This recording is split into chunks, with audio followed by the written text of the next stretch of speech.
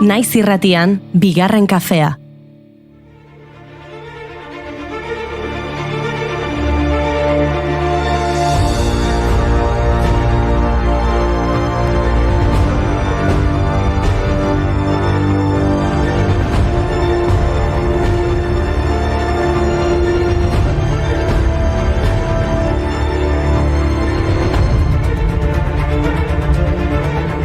Arratsaldeon entzule, asteburua ondo, eta zuek ikusi alduze gaurko gaueko eklipsea?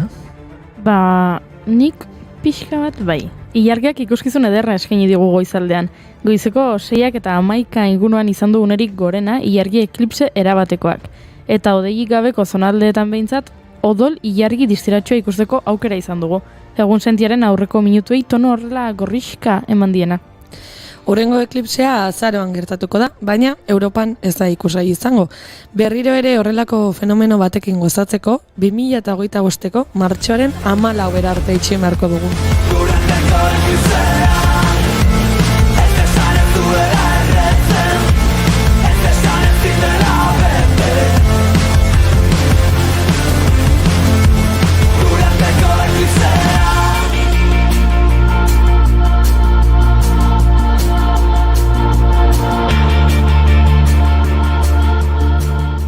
Eta ilargiaren argiaz ari garenez, gaur, maiatzak 16 argiaren mundu eguna da.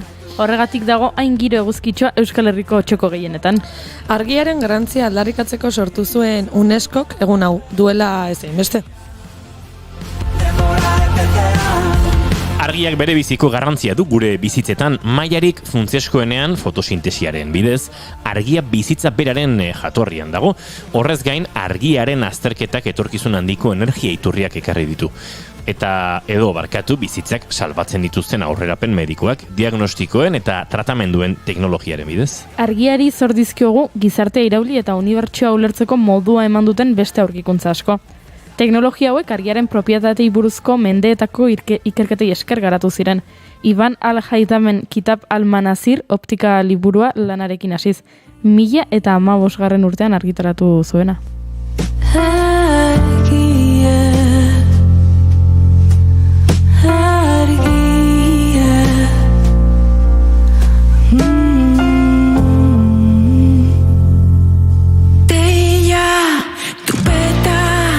Argiak ekarpen handiak egin dizkio kultura eta arteari, eta kontzeptu pixka bat abstraktua izan arren asko izan dira argia deskribatzen saiatu diren idazle eta musikariak.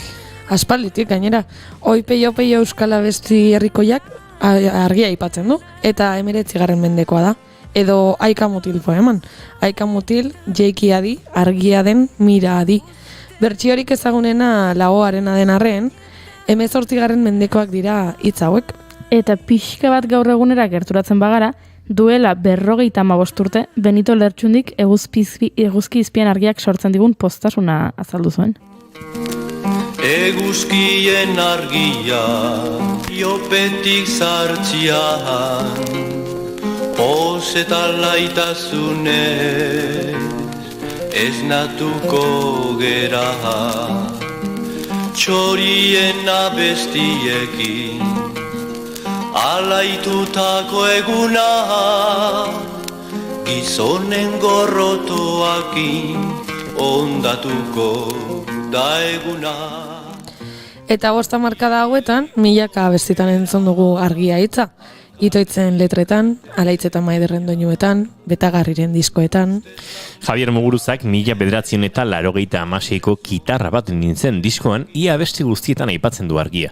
Tira, eta Kentzazpik argia izeneko disko bat du, eta Piztiak taldeak argia eta itzala izenekoa. Hala ere, batzuk nahiago izaten dute argiak itzaltzean gertatzen dena. Argia itzaltzean zenbait gau, zaikusten den lezi, xiltzean esan nahi ez den nazaltzen, da maizure hauak isiltzen ditunitza, zure begieko jukan zen dituzten.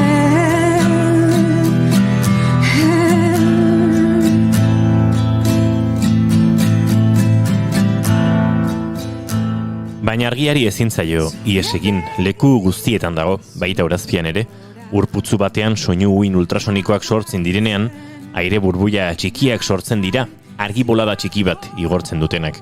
Horrela sortzen da sonoluminiszentzia, kontzeptua 1934an sortu zuten, baina ikertzaileek oraindik ez dakite zehazki nola funtzionatzen duen. Urazpian argia dago, beraz, eta alderantziz, zuek uste duzue argia oso desberdina izango dela 8.000 metroko altueran?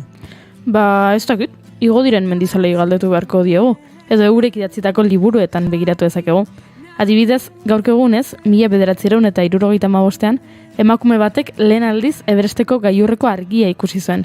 Junko Tabei, japoniar alpinista izan zen, munduko mendi altueraren tontorrera iritsi zen lehen emakumea, eta 7 gailurra konkistatu zituen lehena.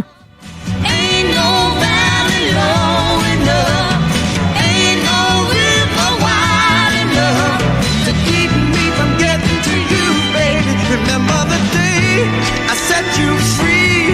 I told you you could always count on me, darling. From that day on, I made a vow I'll be there when you want. Ba, begira, larun batean 42 urte bete ziren Everesteko lehen euskal espediziotik. 1980ko maiatzaren 14ko arratsaldeko 3:30 ziren. Euskal alpinista bat, Martin Zabaleta Erraniarra, Everesteko gailurrera iritsi berria zen. Pasanten Xerparekin egin zuen bidea, orain munduaren gailurrera iristea, heroien parekoa zenean. Oraindik munduko gailurrera iristea, heroien parekoa zenean. Etzen erraza izan noski. Ego lepotik tontorreraino. 12 orduko igoera izan zen, baldintza oso gogorretan. Elurra, haizea, haserreak. Baina iristea lortu zuen. Gailurrean argazki kamera atera eta argazki historikoa egin zuen Zabaletak. Tenba, Everesteko gailurrean ikurrina eskuan zuela. Herri baten garaipena bezala bizi izan zen hori garai hartako Euskal Herrian. Eta horrela, espedizioark bidea irekizien urrengo euskal mendizalei, eta nolabait mendia ulertzeko modua aldatu zen. Gainera bitxa, kantatuko dut bizitza, usteltzen espasa ititza, mundua dantzan jarriko nuke jainkoa banintza.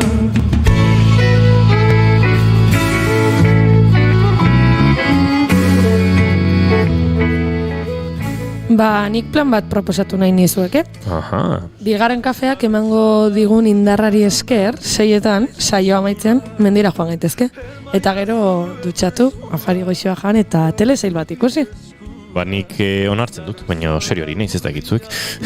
Espadakizue zer ikusi etxerako bueltan, ala ere, Idoia Davila Uzkudunek esango dizue. Zine eta telesaien proposamenekin dator gaur, baina hor literaturarekin josia, kontatu beharko digu kanera doala eta horrelako gozatxoak. Eta agian, ba, ez duzu telesail edo pelikula bat ikusi nahi, agian nahiago duzu liburu bat irakurri. Aizu, nik izkien alde manifestua gomendatzen dizuet, aurrak irakurle eta idazle direla aldarrikatzeko manifestua.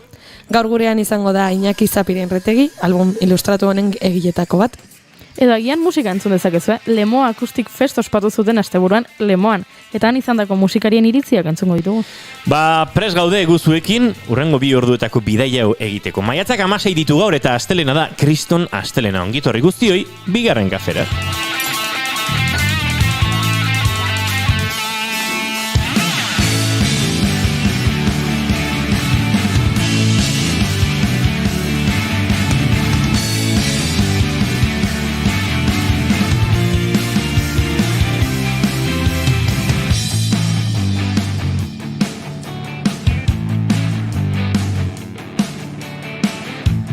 Zuekin jaun Andreok aurkian eserita, tente eta fin dagoen emakumea. Amaia Resende Egiloz, arratsaldeon! Kaixo, kaixo. Aurkian eserita, tente eta fin eta beso bakarrarekin dagoen emakumea. Goiuri ez eizarandi, arratsaldeon! Arratsaldeon!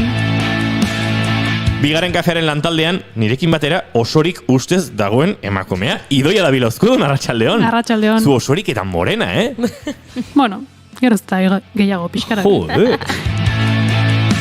Izetan ari zaizuena, Iñigo Asensio Elurbide astelenarekin, baina osorik gaur bigarren kafeak 300 eta 89 ditu. Saio bat 200 garrenerako, baina 500 da ospatuko duguna, beraz zoazte prestatzen. Arratsaldeak 4:10, maiatzak 16, gu hemen 4, bider 4:16, eta 2 ordutan ariko gara zuekin, 4:00 6:00, hemen 2. kafean 2 orduz, hau ere 4. Sardina bakalau. Hala, ongi etorri guztioi, 2. kafera, naiz irratian zarete.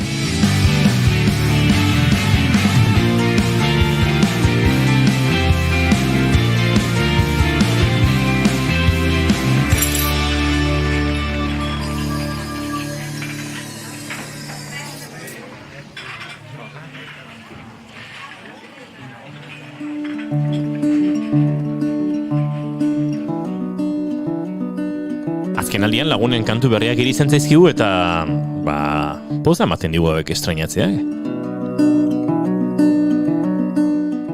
Hiru bider 4:12 Ez orkestu behar, hau txau, Xavier Creuet, Ekaitz Goikoetxea eta Ingeru Maiorren Popatik proiektuak 2. kantua aurkeztu du, musikatzen. Peio Ramirez eta Saioa Benturarekin batera, lehen atxeloan, 2. ahotsean, kantu ederrau gaurko saioa bilatzeko eta gero beste estreino bat. Baina ez dakigu norena den, beraz ez dakigu gure laguna den edo ez.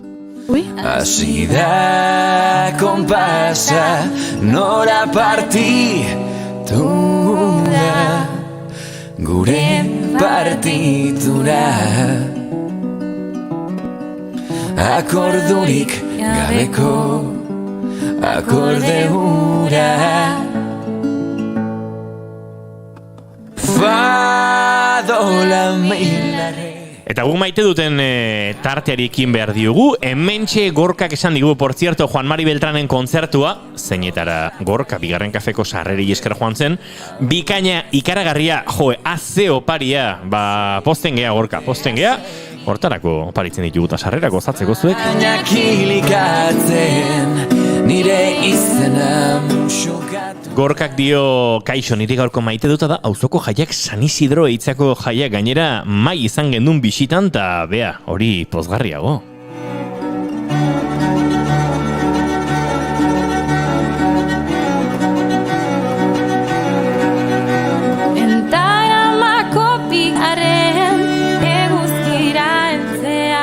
Hauxe Saioa Bentura aurretik Peio Ramirezen sokak entzuten genituen, eta orain Amaia Arrasendegiluzen maite duda entzungo dugu, dagoeneko bururatu bazaio, zeduela minutu gutxi saio hasi aurretik, hortxe zebilen estu xamar, justu xamar. Bai, eta korritu zizkit bi, eta biak esango ditu. Bale, nagazun erea zuretzako. Ze morro. Bueno, bat da, larun batean hasi zela señora sariketa eta lehenengo kanporaketa izan zela Hendaian. Bueno, saioa bera oso polita izan zen eta sortu zen giroa, baina giroa izan zen Hendaiako gaztetxean, Enbata gaztetxean, eta nien nintzen sekula egon. Eta iritsi ginenean lagunak Hendaiara, baten batek bazekin nuntzegon, baina inorrez ginen aurretik inoiz izan. Orduan, jun ginenean area, bertaratu ginenean, ikusten terraza zekan, mai batzuk terrazan, itxasoa gertu, eta gaztetxea pila gustatu zitzaiten, eta orduan maite duta da pixka bat, da maite dut eta ez maite duta, gure inguruan eta gertu dituen lekutako, horrela aktibo dauden gaztetxeak eta horrelako lekuak eta espazioak, ez ezagutzea, baina ezagutzea maite dut. Eta beste maite duta da, nire azkeneko egunetan nire erizain propioari eskaini behar dio dana. Erizain lanetan aritu delako ordu oro. Eta orduan berari eskaini behar dizkiot. Nire gaurko maite dutak eta denak berez ere. Oi, ze polita! Zure maite duta. Maite dugu, zure maite duta. Goi horrez Arandia eta zuk ze maite duzu? Bueno... Ufa! Nio bazuk esan dezu kriston astelena, ez da? Bai? Bai. Baina eske, haze aste burua. Haze aste burua. Aitortu behar dizuet. Ezkondu aurreko agur festa antolatu geniola kuadriako bati. Eta antxe ibili garela Madrilen ondo pasatzen, festan, unkituta eta algaraka, Eta, bueno, zoragarria izan da, asteburua, nik uste dut lehen aipatu diot lankidei, uste dut nire bizi itxaropena 15 bat urte luzatu dela, hainbeste parre egin ostean. Eta zoragarria izan da, beraz, maite ditut nire lagunak, maite dut antolatutako plana, eta dena zoragarria izan da.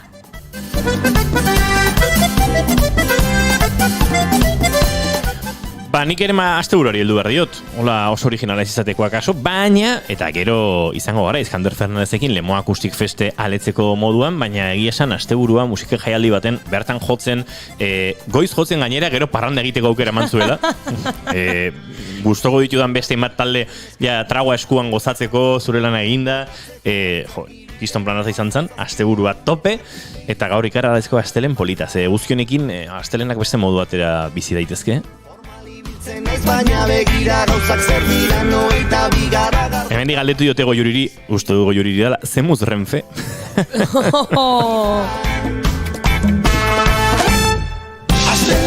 Jon Lizek dio astelena! Bueno, astelena ez esan du, biba astelenak! Eta oaintxe dio, bizi itxaropena laburtu izan hausten nuen, horren beste parranda egin ostean.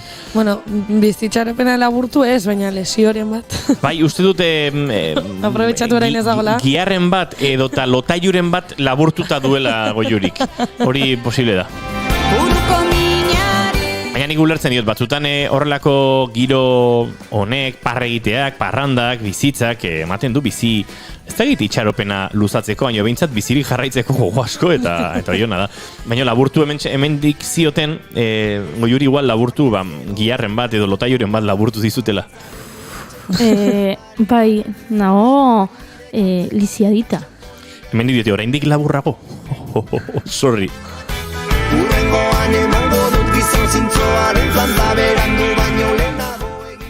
Idoia Davila Uzkudun, zeina zure maite duta?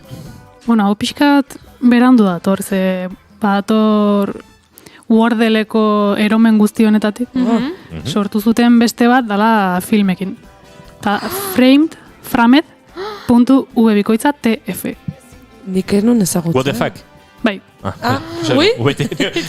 VTF. Idoia eta ziguzu gorein arte kontatu. Ja. Ez, eske azuit ezait beti. Eta... Ez, egin zune lan tokiaren obe beharrez. Edo nahiko denbora pasatzen dugu gauzaik egiten da kontatzen badiet gehiago despiatuko da. Ez baino, nire geroz eta zailtasun gehiago kat Wordelen kontzentratzeko eta honek, honi minutu bat eskenita nahikoa da. Agertzen da fotograma bat, film batena, eta almatu behar dezu ze film dan. Dauzkazu 6 aukera, 6 fotograma ezberdin, geroz eta evidenteagoa da ze film lan fotograma bakoitzarekin. Lehenengoa nahiko zaila izaten da, eta, bueno, 6. ja ez baduzu asmatzen da ez duzulako pelikula ikusi. Eta, bueno. Ez duzu ikusi. Eta zer da pelikula bakarra, astean? Osea, egunean barritu. Egunean pelikula bat, bai. Wow.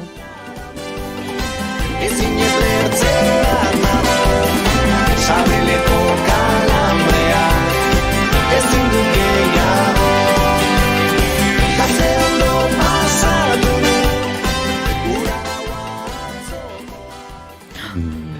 Saiatu naiz eta lehenengoan behintzat ez dut asmatu.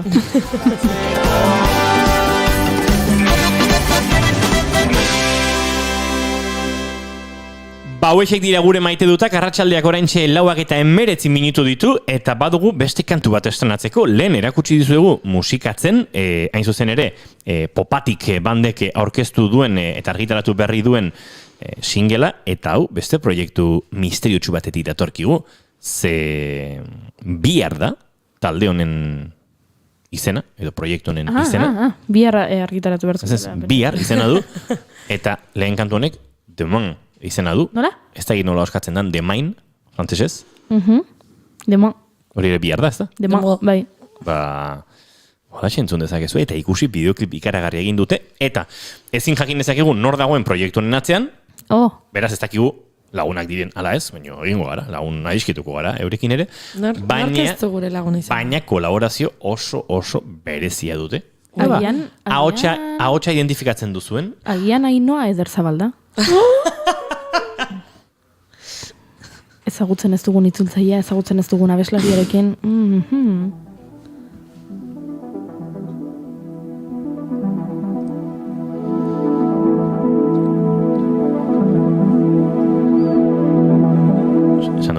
ezagutzen duzuen ahotsa, bideoklipa ikusten ari gara, eta antzemango duzu Jurgi Ekiza dagoela.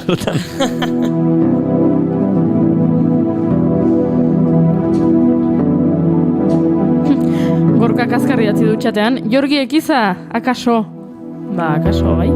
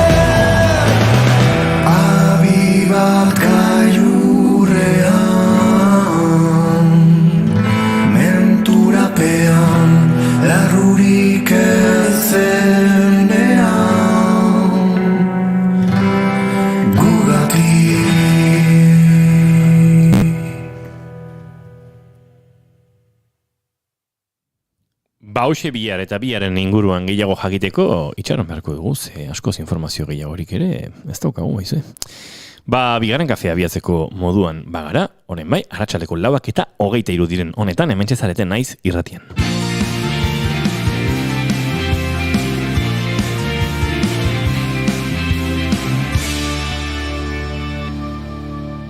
Emaiozu bigarren aukera bat egunari.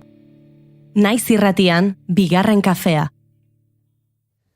Esan dizuegu genituela hainbat proposamen, zuekin puri-purian tartean elkarbanatzeko, Idoia Dabil Euskudun hementxe da.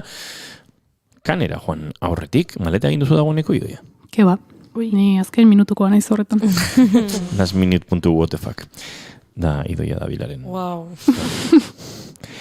Tira, gaurko proposamenen artean, uste denek badutela, ardatz bat, euren artean, edo ardatz bat elkarbanatzen dute, eta bintzat itzegin nahi diguzu, eleberrien egokitzapenen inguruan, eta telesaietan, eta hauek duten indarrari buruz.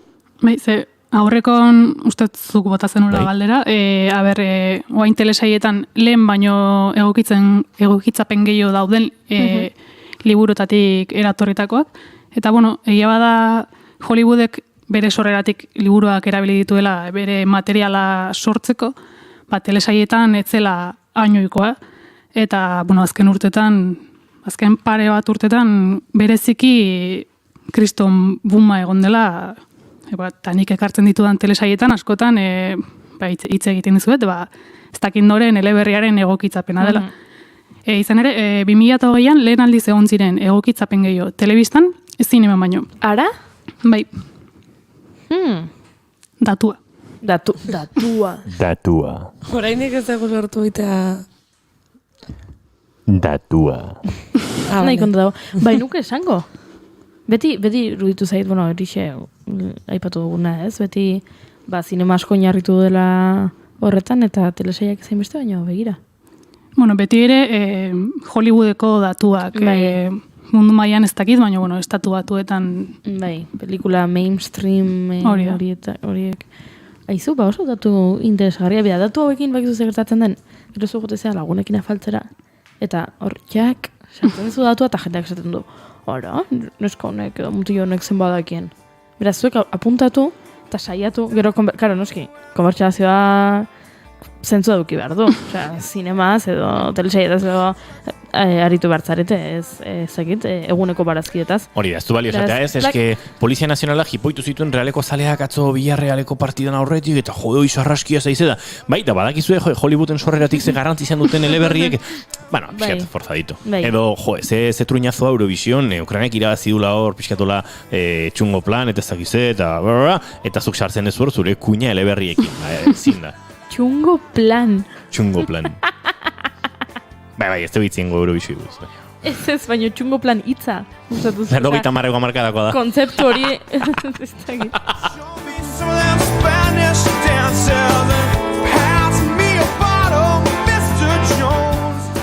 Eta, bueno, datuen arabera, badirudi pandemiak izan duela bere eragina. Liburu telesaile egokitzapenak hazkundea izan duten sektore, osea, industriako sektore bakarrenetarikoa direlako. Eta, bueno, hasiera batean, feel good historien derechoak, eskubideak erosi zituzten, hasieran pixka bat jendea pixka bat animatzeko, etxean zegoela eta, baina, bueno, pixkanaka ikusi zuten pandemia luzatzen zijoala, eta hasi ziren denetariko gauzak erosten. Dramak, beldurrezko historioak, denetarik. Eta, bueno, arrazoietako bat, hau gertatu izanaren arrazoietako bat pandemiaz gain, bada streaming plataformak geroz eta gehiago daudela, eta eduki gehiagoren beharra dago. Eta gainera pandemian ekoizpenak gelditu egin ziren, eta beraz ez zegoen material berririk, eta ekoizle eta sortzaile asko etxean sartuta zeuden, eta zer egin zuten, askok egin genuena, liburuak irakurri. Eta inspiratuta sentitu ziren horietako batzuengatik, eta erabaki zuten horien eskubideak erostea. Eta hori diotenez adituek bada arrazoietako bat, ekoizleek denbora libre gehiago izan dutela, eta horretan inspiratu direla.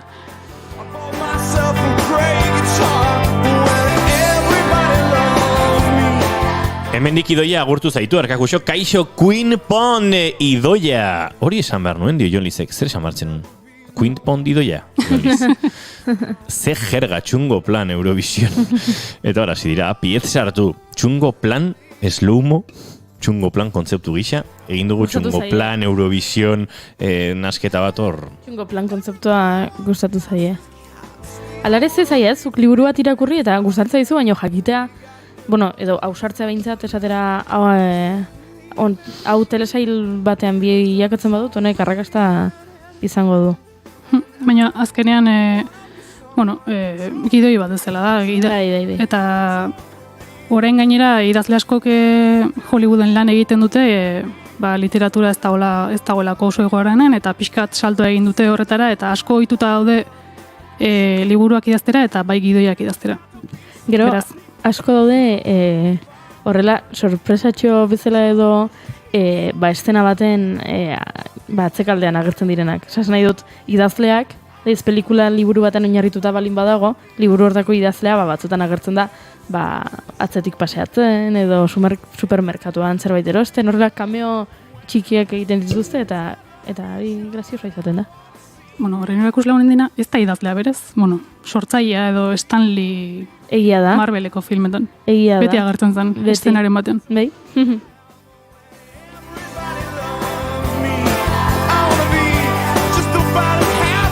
Bueno, eta aipatu dut idazleek askotan parte hartzen dutela orain gidoien egokitzapen horietan, eta hori da beste pumonen ondorioetako bat, ekoizleek gehiago hartzen dutela kontutan obra originalaren sortzailearen iritzia.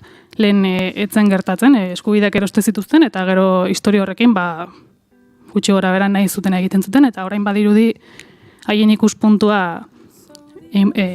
ikuspuntuari garrantzia handiagoa ematen diotela. Beta plan, txungo plan eta hau beta plan.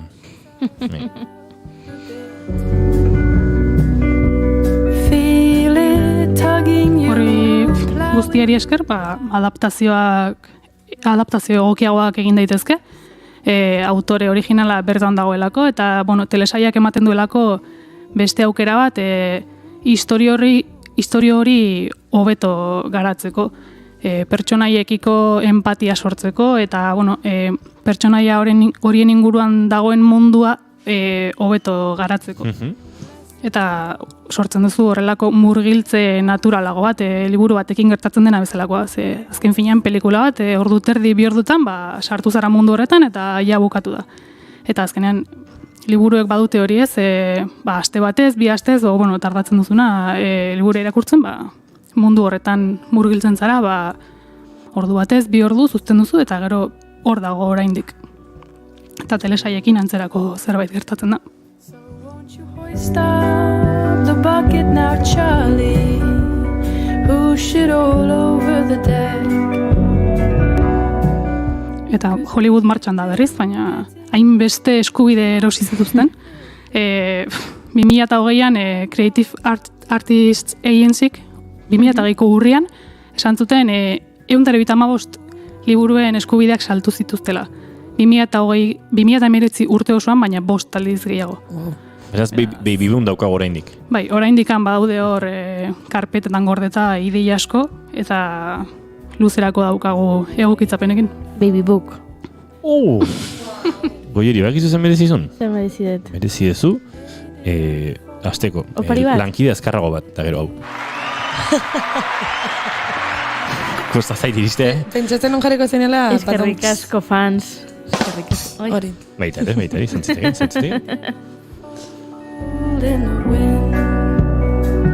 Bide bat ezentzuten ari garen hau, Bashed Out, This is the Kid, kantutzarra.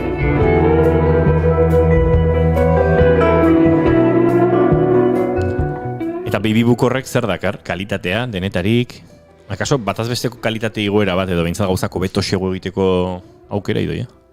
Bai, eta azkenean literatura sustatzeaz, azkenean egokitzapenak dituzten liburuak Goodreadsen 4 aldiz gehiago erregistratzen dira, irakurri bezala.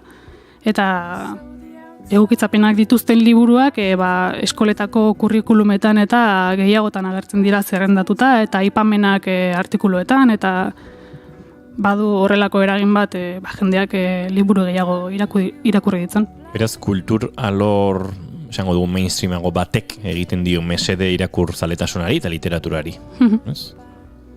Eta bai. Baby Booka palduko dela uste dute, literatura agentzietan, baina oraindik Rotten Tomatoesen arabera 125, iristar dauden 125 adaptazio dago oraindik hor zerrendan, dakigula. Dakigula hori da, ze asko ez ditugu jakingo. Niri bitxiru ditzen zait nola egokitzapen hauekin batzuetan idazlea bilakatzen den pixka bat celebrity-ago, ez?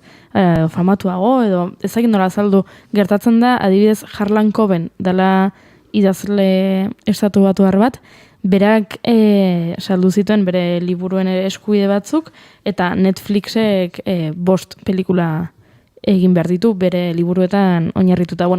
Telesail, pelikulak, bai, ez dakit oraindik 5 zer izango diren. Dagoeneko batzuk egin dituzte, telesailak egin dituzte, eta bitxia iruditzen zait, ze hainbesteko ospea hartu du idazle honek, aurkezten dutela telesaila, telesailaren izenburua bera da Harlan Cobenen The Innocent, Harlan Cobenen The Boots, Harlan Cobenen tituluan bertan, izenburuan bertan, idazlearen izena sartu dute, ze horrek ematen dio, ez telesailari zertxo baite eskaintzen dio, agian zu idazle horren bere liburuen zalea zara, eta orduan telesaila ikusten duzu, edo ikusi duzu telesaila horietako bat, eta gustatu balin bazaizu, pentsatzen duzu, agian beste telesaila hau bere liburuetan oinarrituta balin badago, hau ere agian gustuko izango dut. eta ikusi egiten duzu. Hori beste eragin bat izan da, orain arte askotan etzenekien egokitzapen bat zela, eta orain trailerretan eta karteletan eta agertzen da ez dakit noren eleberriaren egokitzapen bat. Steer well clear of me.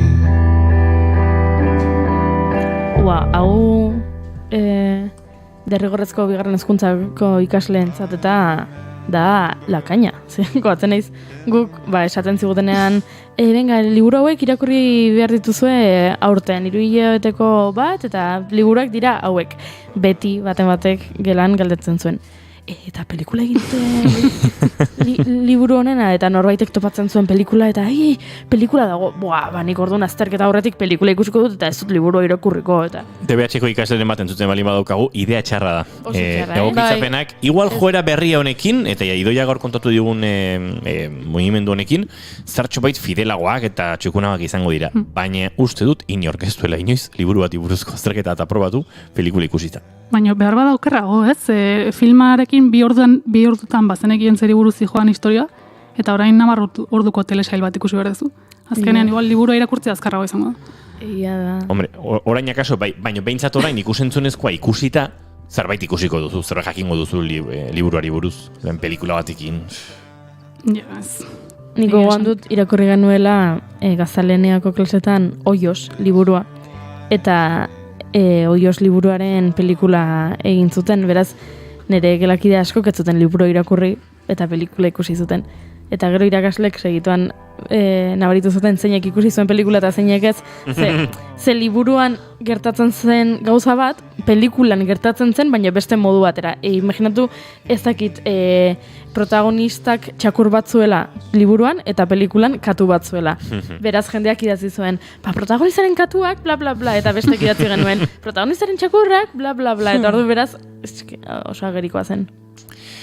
Aizue, entzuleriko da pentsatzen, bale, eta agenda pres genuen, eta proposamenik baldago. Bai, proposamen... Bauzkagu? Bai.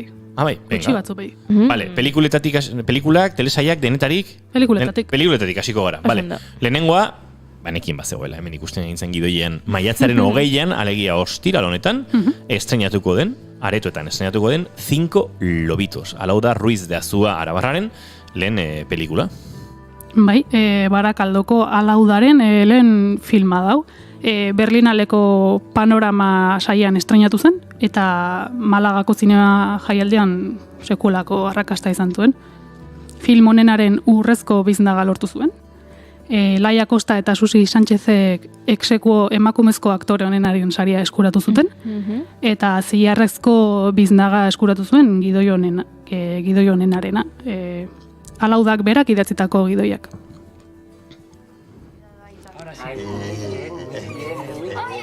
Que se te va a caer. ¿Habéis pensado ya cómo os vais a organizar con la niña? Bueno, yo puedo trabajar desde casa. O sea que... ¿no lo habéis pensado? Laia Kostak interpretatzen du Amaia. Ama izan berri den emakume bat, eta konturatzen dena ez dakiela ama nola izan. Bere bikotea egun batzuz lana dela eta alde egiten du, eta gurasoen etxera joata erabakitzen du, Euskal Herriko itsasaldeko herri batera. Umea zaintzaren ardura haiekin partekatzeko. Sí, Yone, mi amor, este hombre es papá. Todas esas vidas que no vives son siempre perfectas, son ideales. Susi Sánchezek egiten du ama Begoñaren papera, Ramon Barea da Koldo izeneko aita, eta Mikel Bustamante da Javi, Amaiaren bikotea. Madrid eta Bizkaia artean grabatu zuten filma, eta herriko irudiak bakio eta mundakakoak dira. Oso itxura ona du pelikulak. Nik ikusteko daukat, baina oraindik ez estrenatu ezta, esan dugu 20an. Ostiralean. Nik bide batez, barkamen askatu behar, zaizatik Alauda Arabarra zela uste nuen, ziurrenik abizenaren jatorri Arabarrak gidatuta, baina Barakaldokoa da, bai, eta ez da Barakaldo non dagoenik ez dakigunik, ni nahastu naiz, zaizatik Alauda Arabartzat nuelako, baina. A ver, ¿cuántos años tienes? Aizu, tan bueno, ize polita dan. Ze kastinona. Hola, Goiuri, igual da zure ametxetako lana? Zer? Zinerako umeen kastinak egitea? Aiba. Bagian, bai. Igual etxera emango zenuken zamaz, deskartatu da nago oso polita zan, eta... Edo etxera eramango nituzke umeak behar. Hori baiketa da, Goiuri. Umeak eta txakurrak, baina kuburik ekesatezun egia da. Okerrena lan egiteko diala umeak eta animaliak. Egia da. Hombre, bai, logika da.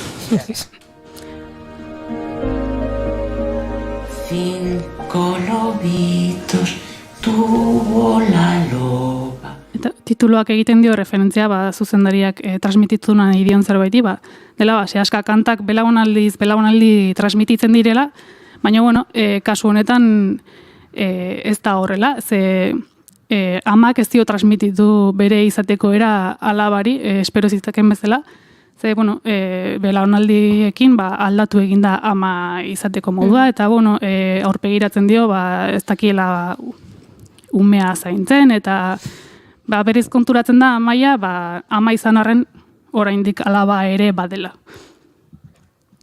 Zegoz marketa interesgarria.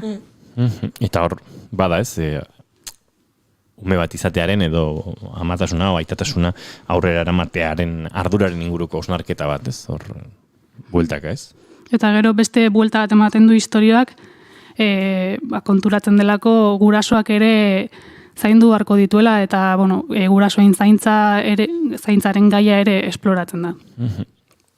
Zaintza solapatuak. Hori da. Hortxe dugu lehen proposamena, 5 lobitos, ostiraren estrenatuko da aretoetan, Alau da Ruiz da Zuaren lehen pelikula da, estrenatu zen, Berlinareko panorama sailean, eta badator zinetara beste proposamen bat ere badaukagu, pelikulei dagokionez, Idoia, eta horre daukagu Movistar gehien bihar bertan estrenatuko den Pleasure.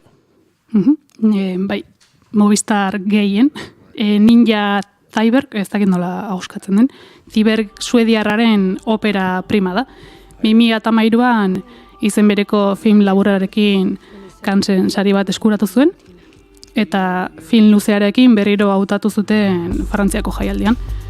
Sandansen ere oi hartzun handia izan zuen film honek. No, the leg, no. The foot, and open the knee. Protagonista Bella Cherry da, Los Angelesera iristen den gazte bat, eta Los Angelesera iristen diren gazte guztiek bezala, izar bat izan nahi du, baina ez zinema izar ohikoa pornoan lan egin nahi duelako. Eta bideo hori uste baino zailagoa izango da. Zuzendariak dionez, beti izan du genero rolen eta haien eraginez sortzen diren botere dinamikoko interesa, eta bere ustez naturala zen bere lehen filma industria honen ingurukoa izatea. No.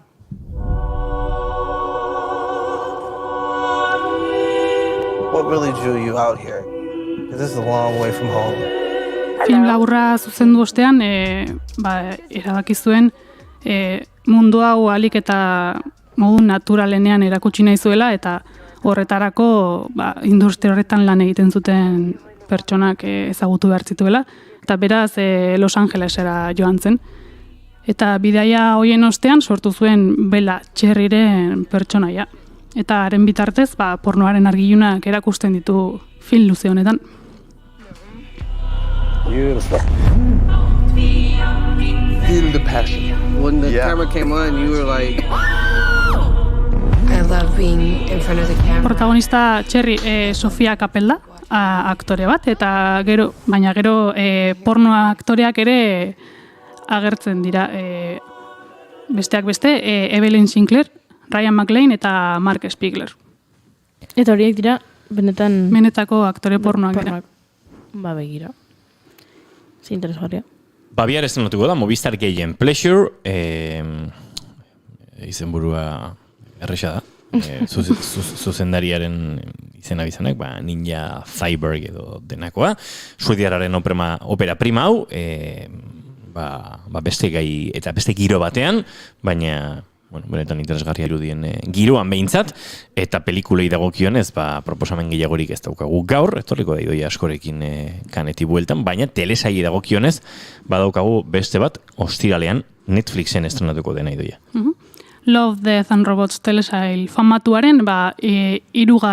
volumena. Telesail hau da, helduentzako animaziozko film laburren antologia. 2019ko martxoan estreinatu zen lehen denboraldia, eta orain datorkigu 3. volumen hau.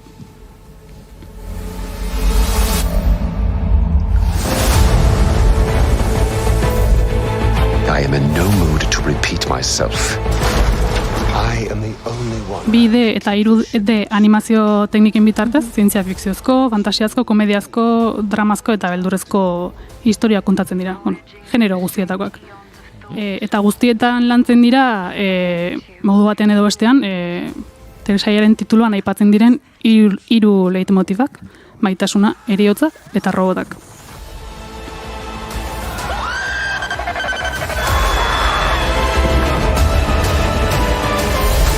Telesailaren sortzailea Tim Miller da eta ideia originalaren atzean David Fincher ere badago. Ara? Eta hasierako ideia zen 1981ko heavy metal pelikularen remakea egitea. Eta azkenean, antologia honetan geratu da, robotei buruzko antologia honetan. Piskat beste rollo baten, ez? Bai. Bideojoko baten trailerra dirudi. Ja, berdina pentsatu dut. Bitxia da, zekero, bideojokoen trailerrak ikusten ditugu, eta esaten dugu, ala, telesail bat dirudi. Hain ondo egina dago, eta telesail honek bideojoko baten trailerra dirudi.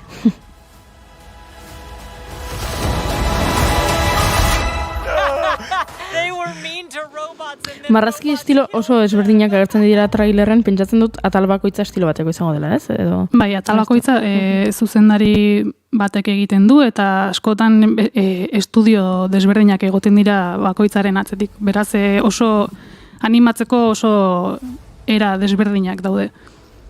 Guztira 9 atal dira, 10-20 minutu artekoak, azkenean film laburrak bezala dira, beraz bakoitzak badu iraupen desberdin bat. Eta, horien artean bada lehen denboraldiko 3 Robots atalaren sekuela bat. David Fincher berak debuta egingo du animazioan. Andrew Kevin Walkerrekin idatzitako gidoi batekin. Ez dakinarentzat. Andrew Kevin Walkerrek Seven filmaren gidoi idatzi zuen. Beste sortzaileak Tim Millerrek David Fincherren estudio berarekin, Blur estudioarekin, Bruce Sterlingen obra ziberpunka egokitu du. Eta animaziozko film labur honenaren azken Oscarraren film irabazlearen atzean dagoen pertsonak ere kolaboratu du denboraldi honetan. Alberto Mielgok sirena hilgarri baten historia kontatuko du.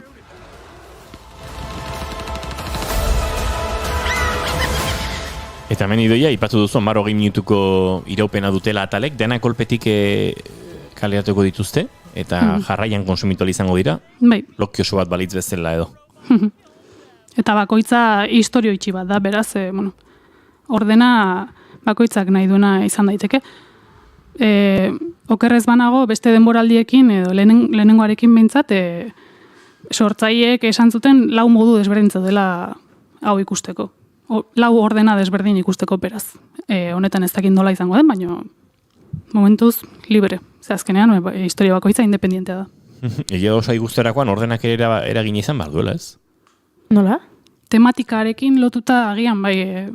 Ez dakit zuzendariak esango balute, edo zuzendariek, edo Fincherrak esango balua. Izue, nire ustez hau ikusteko modua, hau da, orden honetan, ze horrela, naiz eta historia itxiak izan bata bestearekin, ez? Sortzen dira horako lotura batzuk eta pieza osoak beste zentzu bat hartzen du, edo ikus daiteke beste horrela, edo ez dakit, ez da errexara bakitzen nola heldu horri, baina. Bai, proposamen desberdinak zuen beste denboraldiekin, baina honetan ez dakit horrelako proposamenik egin duten.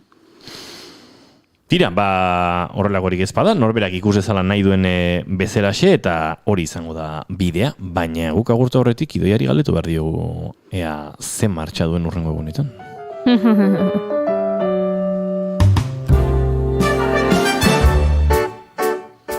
Ze badoa, idoia esan zigunez, abandonaten zaituztet, eta kanera doa.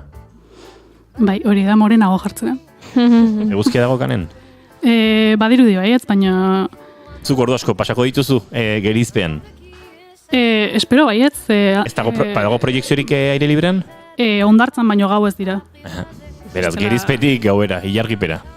Baina, bueno, entradak lortzea aurten zaila dago, así que espero dut itzaletan pasatzea egun gehienak. Aurreko edizioan egon zinean, ez da? Azken urtetan egon zara, ez? Bueno, pandemiak hor baten bat jango zuen. Bai, 2008an etzan egin, beste jaialdi batzukin kolaboratu zuten, irtera emateko hautatutako film horiei etzirelako kansen erakutsi behar. Eta beste jaialdi batzuetan erakutsi ziren. Eta lehen urtean itzuli zen normal, baina uztailean ospatu zen, normalean maiatzen izaten da. Eta, bueno, orain bueltatu da bere ohiko datara. Gogoan dut joan den urteko edizioan txertoarekin eta PCR probekin eta antigenoekin eta nahiko saltsi izan zenutela bertan, ez? Bai, euki hartzen nuen edozein saiotara joateko 48 ordu baino gutxiago zituen proba bat negatiboa zena. Beraz, bi egunez behin ari zineten egiten. Bueno, eta badatura urtengo edizioa, eta pentsatzen dut eukiko duzula buruan, gero jakin norako sarrerak, norako txartelak eskatu lortu daitezken edo ez, baina zer daukazu buruan, ze ikusi nahi duzu hor, ze topatu nahi duzu, edo akaso hausak izango du eragin eta ikus daitekena ikusiko duzu, ez dakit? Momentuz, tiketak lortzea ez da irreza izan, eta momentuz harrapatzen dudan ari naiz hartzen, baina, bueno, badut hartuta, adibidez, Jesse Eisenbergen film berria, When You Finish Saving the World, kintzende realizateak deitzen den horretan, izango litzatekela hemengo zabaltegi tabakalera bezala, eta bueno, aukera oso ona da saio ofizialetik arago, pelikulak deskubritzeko. Hori, Xabarron, hartu balin badituzu, bueno, eskuragarri daudenak eta lortzen duzun eta harrapatzen duzuna, agian sorpresa asko hartu ditzakezu? Bai, ze berez ikusi nahi ditudanak nik 3 eguneko akreditazio dut. Bihar hasten da jaialdea eta 28 arte irauten du eta nik lehenengo 3 egunak bakarri ditut. Beraz, ez diate kointziditu ikusi nahi dituenak. Zer nahi zen hori ikusi?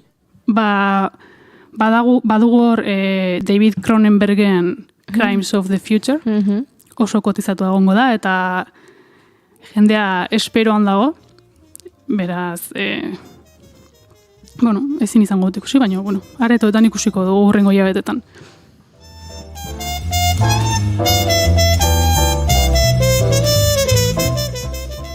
Kelly Reicharren showin up ere ikusi nahi nuen, emakumezko zuzendari talento handikoa,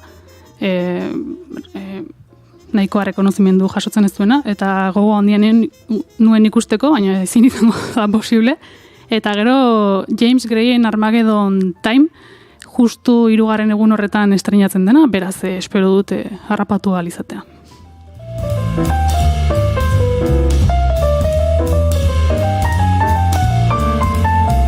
Zuk ikusi nahi duzunetik aratago, ikuseko aukera izango duzun hortatik arago, bada zerbait benetan kanen ikararezko ikusmina sortzen ari dena? Top Gunen film berria. Top Gun Maverick sekuela bat da, Top Gun originalarena. Sekurako ikusmina dago film horrekin, eta askok diote dela Top Gun originala, baina asko zobea. Ez da ohiko egia, baina batzutan gertatzen dira ez horrelako remakeetan eta. Eta, bueno, kritikari batek Twitterren idatzi zuen, ez dakit Paddington ezagutzen duzuen. Bai. Ez dela Paddington bat eta Paddington biren arteko alderaketa bat egitea bezala. Paddington 2 esaten dutelako lehenengoa baina asko zobea dela. Konparatzen dute Paddington 2 eta Morbiusen arteko diferentziarekin. Eta Morbius, ez dakiten entzat, Marvelen azken aurreko filma, desastre hutsa izan da.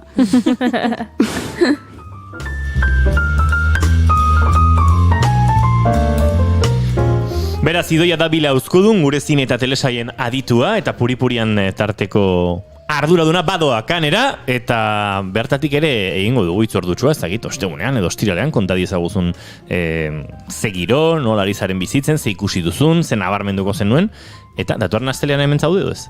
Bai, hemen hau. Datorren astelenean beraz, superkan egingo dugu. Bueno, ezin izango dute dena laburtu, oraindik gertatzen ariko delako, bai, baina, bueno, zuk bizitagotik Kontatuko dut orduan. zerbait. Idoia da bidauzkudun, bidaioena izan, eta, bueno, astean zehar hartuko dugu tartetxoa telefonoz edo bideodeie zurekin bat egiteko. Eskerrik asko. Aio!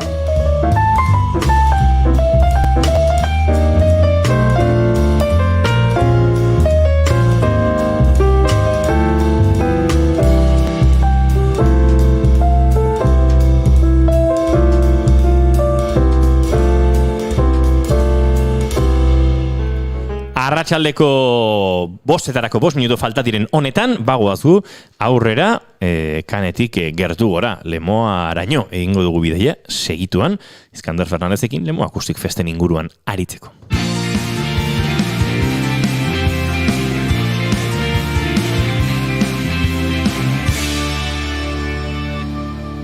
Emaiozu bigarren aukera bat egunari. Naiz irratian, bigarren kafea.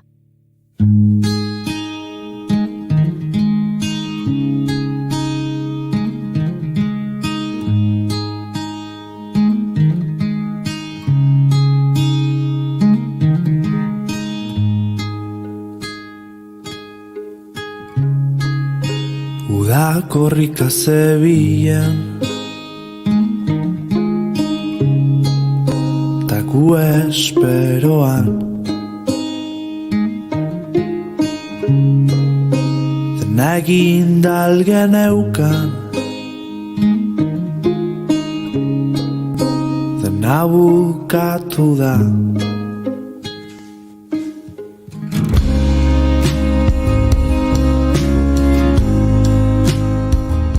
Ibilbegi taldearen kantua izan zen, joan den larun batean Lemoan ospatu zuten Lemoa Akustik Festaren azken kantuetakoa. Bideari eskerrak eman zizkioten bertan, gaztetxean, eta tira, planak behin da berriz bihur sortu zituen jaialdi bati amaiera emateko. Arratiako musika eskola, anean, esan ezin, pasadena, abi eta aipaturiko ibilbegi izan ziren kartel zoragarri honen protagonistak. Suna tonaka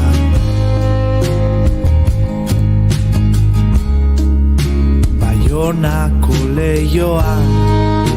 Eta oraindik burua usten aje emozionala eta dena sendatu gabe dabilen antolakuntzako kide eta etxeontako lagun edo etxeontako kidere baden Iskander Fernandez daukagu telefonoaren bestaldean. Iskander, arratsaldeon eta ongi etorri bigarren kafera. Bai, arrasteon eta eskerrik asko gonbidapenaretik. Tira, joango gara, banan aztertzen kartela osatu zuten taldeak eta euren testigantzak ere bildu ditugu, baina lehenik eta behin, nolakoa da ajea, gozoa, gazi gozoa, borroka asko izan zen dituzten eguraldiarekin eta hor ekaitza, beroa, denetarik pasa zen. Ze sentsazio geratu zaizue horrelako, jaialdi eta itzordu eder baten ostean, Iskander? Oso pozik gauz. Gau hartan, oso kantzaut ere bai, oean, goizeko 3 eta ondino loak ezin hartu. Baina ja, atxo, pentsa, hasi ginen ja, urrengo urteko edizioa prestatzen guti gara bera, así que, pozik, oso pozik, ikaragarri ondo urten zan, euriarekin bete konta behar da Euskal Herrian, eta agertu zen, eta zorionez badaukago infrastruktura hori zuzentzeko edo bentsat bideratzeko. Eta, udalari esker, teknikoi esker eta gaztetxeari esker, aurrera jarraitu genuen, eta oso pozik. Gu ezaten garenean egiten dugun gauza da plan B bat antolatu, eta gero, azten gara plan bastakit politan lan egiten, eta inoz ez duzu uste, bultatu gazgarenik plan B horretara. Eta, bultatu izanak nik uste eman dozkula konfiantza, jakiteko aldirela. Arazoak gainditu, eta jende dekogula peste atletik arazoak gainditeko. Hortxe Elizondo auzoan, Kotxepin kulturetxue etxearen inguruan izaten da Akustik Fest hau, eta tira, han kanpa edo larre zoragarrietan oso leku ederrean ospatzen da jaialdia, eta Kotxepin kulturetxea bera ere bada B-plan hori, gerora kontatuko dugu, pasaden esaterako, antzi izan zelako jotzen, hori nahiko horrikusia bazegoen, eta ekaitza horri plan B horrekin topatu zenioten soluzioa, baino ekin dizaiogun hasieratik Arratiako musika eskolak eguerdiko 12etan zabaldu zuen jaialdia, bertan aurrak, musikari oso gaztetxoak ikusi genituen, okerrezpa naiz Dimatik eta Igorretik, hainbat talde bildu zituztenan, eta uste dut, bertan guraso, senide, herriko jende asko, eta jaialdiari hasiera emateko modu gozo eta ederra izan zela, ez Iskander? Bai, hemen egia esan barrot, ez da gure okurrentzia, eurek etorri zirela eskatan horrelako aukera bat, eta, entzun eta gero gutxako izan zen oso ideia ona. Ikusten genuelako, agian gazteak hurbiltzen direla, eta agian relazioa dutela eszenatokearekin, baina ikusle modure. Eta sartzea geure arrateko gazteria eszenarioa, baina parte hartzaile modure eta musikaren modure, ez dakit, unibertso infinito bat sortzen zuela geure aurrean, eta aprobetxau behar genuela, ez? Eta nik uste dut oso ondo urten zala, gainera, aipatu dituzu zenideak eta lagunek eta ez duzu aipatu, Jonek bebai, parte hartzauela, eurekin, kantabikin, Izaki Gardenak erko kantabikin, eta bai, ez dakit, gioa ederra izan zen, momentu horretan oraindik eguzkia zuen eingo gorkotzen, eta euria oraindik urrun zegoen, eta oso momentu gozoa izan zen, geure etorkizun hurbileko musikariak ikustea, gainera gure zonaldekoak, Igor Dima aipatuzun, nik uste dut bediatik bai, talderin bat etorri zala, eta ez dakit, nik uste da zeita bikaina. Ez dute aipatu Jon Basaguren, baina aipatzekoan nintzen, eta gainera aipamen berezia egitekoa. Ze ari ere esan nion, bertan hizketan aritu ginenean, oso ausarta iruditu zaidala, bera bezalako musikari batek baiezkoa ematea, irabazteko gutxi eta galtzeko asko den horrako proposamen bati, azkeren aurrak dira, Izaki Gardenakin bi abesti prestatu zituzten, eta hor, uste dut artista askok esango zuketela ezetz, eta Basagurenek baiet esan zuen, eta honexegatik edo alaxe azaldu zidun gerora. Ez dakit, beraien proposamena izan zen, eta ilusio egiten zian ere beraik lantzea urtean zehar Izaki Gardenaken kanta pare bat, gainean aspaldi jo gabe ni, eta beraiekin igotzea kantatzera, eta nik uste beraik pozik ibili direla, eta nire bai, diok irabazti. Eskerrik asko dikote. Hortxe izan ginen Libeta Jon Basagurenekin, gerora eurekin ere hitz egiteko aukera izango dugu, baina Iskandarrek esan da bezala oso momentu berezia, Izaki Gardenak zaleontzat ere, Izaki Gardenak berriro entzuteko aukera izan genuen, Jon Basagurenen ahotsean, eta nolabait Arratiako musika eskolaren kontzertu horrek Iskander, lortu zuen, ez, ala borobiltzea Basagurenen laguntzarekin, ez? Orokorrean, aipatu behar da nik uste dut, aurten musikarien artean eukindako laguntasuna, eta zu bebai etorri zinen oso goiz, hanean ikustera, Jon Basaguren eta Libe etorri ziren, eta egun guztia egon ziren bertan, ibilbedikoak heldu ziren ordu bitan. Esan ezin ikusteko? Esan ezin ikusteko, eta nitzak hori zoragarri izan zen. Guztiak besten lana ikusten eta disfrutatzen, eta nik uste hori bebai guk topatu dugula, gasolina eta erregaia, urrengo urteetarako, ez? Ikusita guk musika zentroan ipini nahi dugula, eta musikariak zen erantzuten duzuen, nik uste horri, usteot bide honetikoa zela, eta horrelako elkarlana, eta nahi duke sustatu bai urrengo edizioetan. Zeruko izar guztiak zure lepoan hiltzatuz, gora eta gora egiten duzu. Aipatu duzuanean, eta alaxe da guk kontzertua arekin bateratxu genuen, gure soinu frogan, eta momentu txoren batean eskapatu ginen, baina niden boraz joan nintzen lemoara, soinu proba zertxo bait ikusteko aukera izan nuen, eta antzegoen giroa, Basaguren eta Libe Antxe zebiltzan dagoeneko.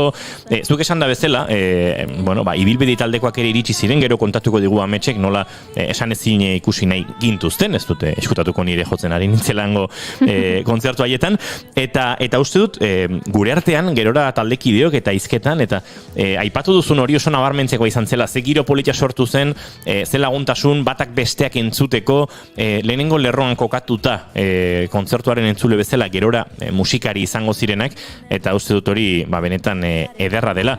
Hanean lehenengo kantua bezala xe, aurreko astean bigarren kafean estrenatu genuen, akite Iker Gurutxaga lankideak ere jarri duela, eta naiz irratian izaten ari dela bere tokia, eta hausi izan zen, akaso lemoa aztarrentzat lehenengo ez ustekoa, Iskander, ze Maia ikaragarriko kontzertua eskaini zuten, naiz kantu bat bakarrik ezagutu ahal izan dugun orain arte, entzuten ari garen gorantzau, baina ane pozik zegoen, orain txentzuengo dugu bera ere, baina baita jendea ere, eta Lemoan bertako artista bat eukitzea, hori ere, uste dut jaialdian entzat garrantzitsua izan zela, ez da? Bai, muchako horea. Lemoan historikoki ez dugu artista asko euki, 80. hamarkadan talde bat egon zen, Marrantzana, eta handiz gerora, zergitzi, eta azkenengo urteetan, Larregi Zenke, eta oin anean agertu da, eta, nik uste hor etorkizuna bentzat badekogu, etorkizun urbila batez be, baina, gero, Arratako musika eskolari eskerbe bai, etorkizuna bai, bermazta dugula norabait, eta ane, eukitea Lemoan izan zen, zugarrea, gainera, zuk ikusi zenuen kontzertua, Endika Parra oso gitarrista ona da, eta estudioan oso ondo mugitzen da, niri aneke kontatu zidanean, grabatuta, etxean grabatuta dagoela lana, zuk entzun baduzu, ez da errazta horrelako soinua lortzea etxean, eta eurek lortu dute, eta gainera kantan eta komposizioan maila, nik uste ez dala oikoa,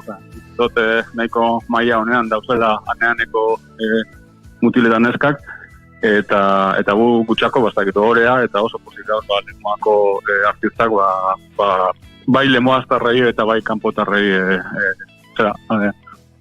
erakustea. Maia ikaragarrian daude, sasoitxu lehenengo kontzertua zuten eta alaxe kontatu zigun ondoren anek, nola bizi izan zuten esperientzia.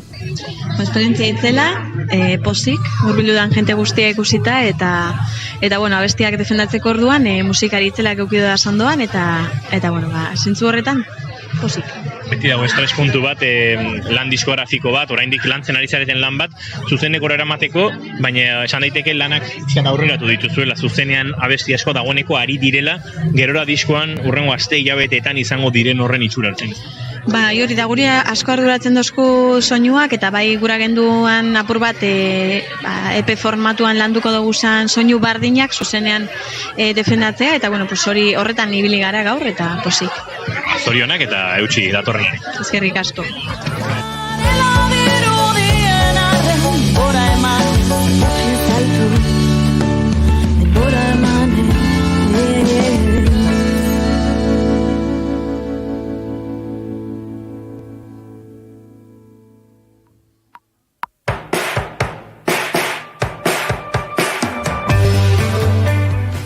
Eta aneanen atzetik esan ezin Janire Arantzabe eta bere taldekideak, tartean izketan ari den hau, esan da bezala ez dut diskutatuko, eta uste dute Iskander, guk geu kontzertu aztertze baino, zuk ero zure iritzia emango duzu, baina Janirek ere bialdi digu, nola bizi izan zuen, eta talde kidez inguratuta emandako lehenengo kontzertu, eta jiratxo baten lehenengo abia puntu izango den horrek, zea ozapore utzi dion ere kontatu digu. Haupa, txalde ondonoi. Azte bukara oso berezi Lemoan, ez? Nire hendik anaje emozionalakin nago, ezin buelta eman honi. Eta hori gogo berezik genitu nioa estrenatzeko, berez aste bete lehenago estrenatze ginen hor gizin, izan positibo batengatik. Eta hori Lemoan iziristeko zain gauden, biden gino zela nik pentsatzen ni joan jode. Gaur baietz gertatzea dijo, ala joko dugu, salbo katastrofe, joko dugu. Eta alasi izan zanez, majo sufritu genuen baita ere, guardiko ordu bidan jotze genuen, eguzkik bete-beten emate zigun, eta lau okera ginen. Baina, asko disfrutatu genuen uste dut behar genuen laia. Kanpotiken jaso eguna ere oso positiboa izan da, eta poz-pozik ultatu ginen etxea. Baina ez dakit kasualitatea dauzer, baina aireratzen diskak justo urte bete-betetzen zon. Eta, politia da ez, urte bete behan dugu, laukote formatu untan eta etapa berri untan hastea. Eta, baina gero jaialdiek hau dute ez, partekatzen dezula eguna, bertan jotzen duten talde ezberdinekin, miresten duzun taldekin, eta soporetia izan zen, pena hori. Hanean ezin izan genula ikusi, gure soinu frogan behak jotzen zolako, eta hori soinu frogatzen ibili behar ginen, baina entzuten zen zerbait, probatzen egin bitarten eta kiston itxuroan azeukan. Gero, atxaldeak bizat alre bestu zen euriakin, dena barruan moitu behar izan zen, baina lako antolakuntzakin eta lako jendeakin oztopo guztik gain dituta, atxaldea ere oso ondo juntzan, pasadenan elegantzia horrekin, gero abik jotzen zen gure jeraiek gaina dobletein behar izan zola, eta hori, egon publikokin hor feeling berezi bat abin kontzertun, eta eguna bukatzeko hori ez. Ibilbedinik oso talde kutxuna dut, barrura moitzearekin baita garri zuen haiek gaztetxen jotzea, horrek soinu atletikan suposatzen ditun aldaketa guztikin, eta alarekiston bolaza eman zuten, hori ez, jende guztia haien kantak abesten, abesti bakoitza, eta hori jaialdi eder bati amaiera eder baten batea izan zen, ez? Eta hori egun eder bat pasata jende errakin, eta holakotan eskertzea besterik ez antolakuntzari bertan jo zuten talde guztiri olako eguna partekatu genulako, eta hori eskerrak besterik ez gurekin gogoratzeagatik eta olako gauzak antolatzeagatik. Eskerra jaso ditu Iskanderrek antolakuntzaren izenean bigarren kafean zuzenean Janire Arantzaberen eskutik. Nik ez dute hemen kalifikatibori jarriko, baina Iskander zuk zeuk konta dizagukezu, nola bizi izan zenuen esan ezinen kontzertua, ni hemen ezpanego bezala gainera. Lehenengo iaran, egon nintzen, eta oso pozik, etorkizun urbia ipatu du azlen Arrateako musika elkarteari buruz hitz egin dudanean, eta, Janire nik uste dut, bebai hor, gure estenaren etorkizun hurbilean zeresena eukingo duela, eta disko soil bategaz, nik uste dut, bihotxasko lapurtu dituela, oso soinu politarekin, mundu zail batetan, azkenean artista asko dauz, musikari asko dauz, eta ala ere, lortu du, diskoak argitaratzea, oso disko polita, talde txarra lortu dau, así que zorionak inigo, eta, zuzenean, aipatu nuen, Gijonetik etorritako lagun bategaz, bazeukala, soinua, lortu nahi duen soinua bazeukala, eta gu oso ansiosoak garenez, bagabizitzeten bigarren diskoari, así que, apustu moduen esan ezinena oso ondo urten zan, bikain urten zan, eta hori, ia etorkizun hurbilean berari buruz, eta, zuei buruz gehiago hitz egiten dugun. Ea ala den, eta bigarren disko hortarako gogoa bestiok ere badugu, badaude Anlemoan lehenengoz eta primizian aurkeztu genituen irukanta, eta uste dut, Laister jarriko garela euren maketazio lanetan, eta Laister zerbait erakusteko moduan ere bagaren. Tira, esan ezinen kontzertuarekin sortu zen hor egonalditxoa, edo lasaitasun ordu hori, zerbait bazkaldu eta bar, erabakiak hartu, eguraldiak jakin bazen egiten ekaitza bazetorrela, eta hori nahiko buruan zenuten, Kotxepin kulturetxean pasandenaren kontzertua, eta eurak pozik entzungo ditugu gainera. Musika eskolako ikasleekin, ondoren pasadenaren lan hori aurkezten, zemuzkoa izan da esperientzia. Oso polita, kriston giroa dago hemen, eta oso kontengoa zaitxera, bai. Eta gaina, egun da hor arazo hori, guraldiaren kontua, ekaitzak jodu, eta aldatu behar izan da, langileak, hemen zeuden soinu ekipoko langileak eta kriston lan egin dute, eta aurrera eraman nahi izan da dena, eta pozik. Eta pasadena, uste dut, Janirek esan duen hitz horrekin, dotoreziarekin, elegantziarekin, seikotea, Kotxepinen ondo sartu eta ondo kokatu Iskander, eta kontzertu txarra eskin izuena. Ni zoritxarrez, minutu gitzi egon nintzen barruen, hor kusto gaztetxea prestatzen ari euden ibilbeiren kontzerturako, baina, ikusteta dauzkat, bai Izaki Gardenak eta bai pasadena moduan, ezagutzen dodaz, nitxako zakitzagian hori nire soinua da, aspaldiko partez, eta eurek lortu dute, eta oso ondo egiten dutena, eta barruan ikustut soinua bikaina zala ere bai, nola bait egokia zan eurentzako, areto itxi batetan akustika hon bategaz jotzea, eta utxarto ere. Eta oso ondo hartu zuten, bazekiten, arriskoa oso egoela, ekaitzana, izango zala mirari bat libertea, Riñon Librau, ekipokoak lankideak oso ondo portatu ziren, lagundu zikuten barrura zartzeako prozesu horretan eta gaztetxera hurrengo kontzertua eramateko prozesu horretan. Lemoaztar batzuk urbildu ziren betiko moduen lan egitera, eta konpondu genuen aretoa harin, 5 minututan, 10 minututan, eta pasadena bertan jo zuen, eta nik uste oso kontzertu dotorea gelditu zala. Baina, eurek ezagututa, ez dago, nik uste dut ez dagoela beste aukerarik, azkenengo urtetan geure eztenean sekulako bidea egiten ari dute, eta bete aipatu behar da, euren izena, bai pasadena eta bai Taki Gardena moduan. Ez da kasualitatea, gaur bigarren kafean ari garela tartea hartzen Lemo Acoustic Fest aztertzeko, eta norbaite pentsalezake, klaro, Asensio antzinean eta gogoa eman dizu, baina Lemo Acoustic Festen kartela, goiuri bada oso bigarren kafearen talde kutxunez osatutako kartela.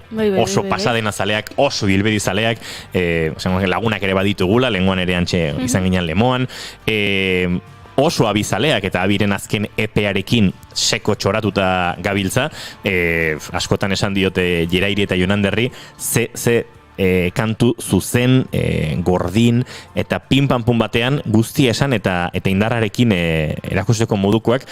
Eta horrexegatik, gaur eren nahi genuen ez daudena aztertu eta entzun esaterako, Gardena bezalako kantutzar hauek.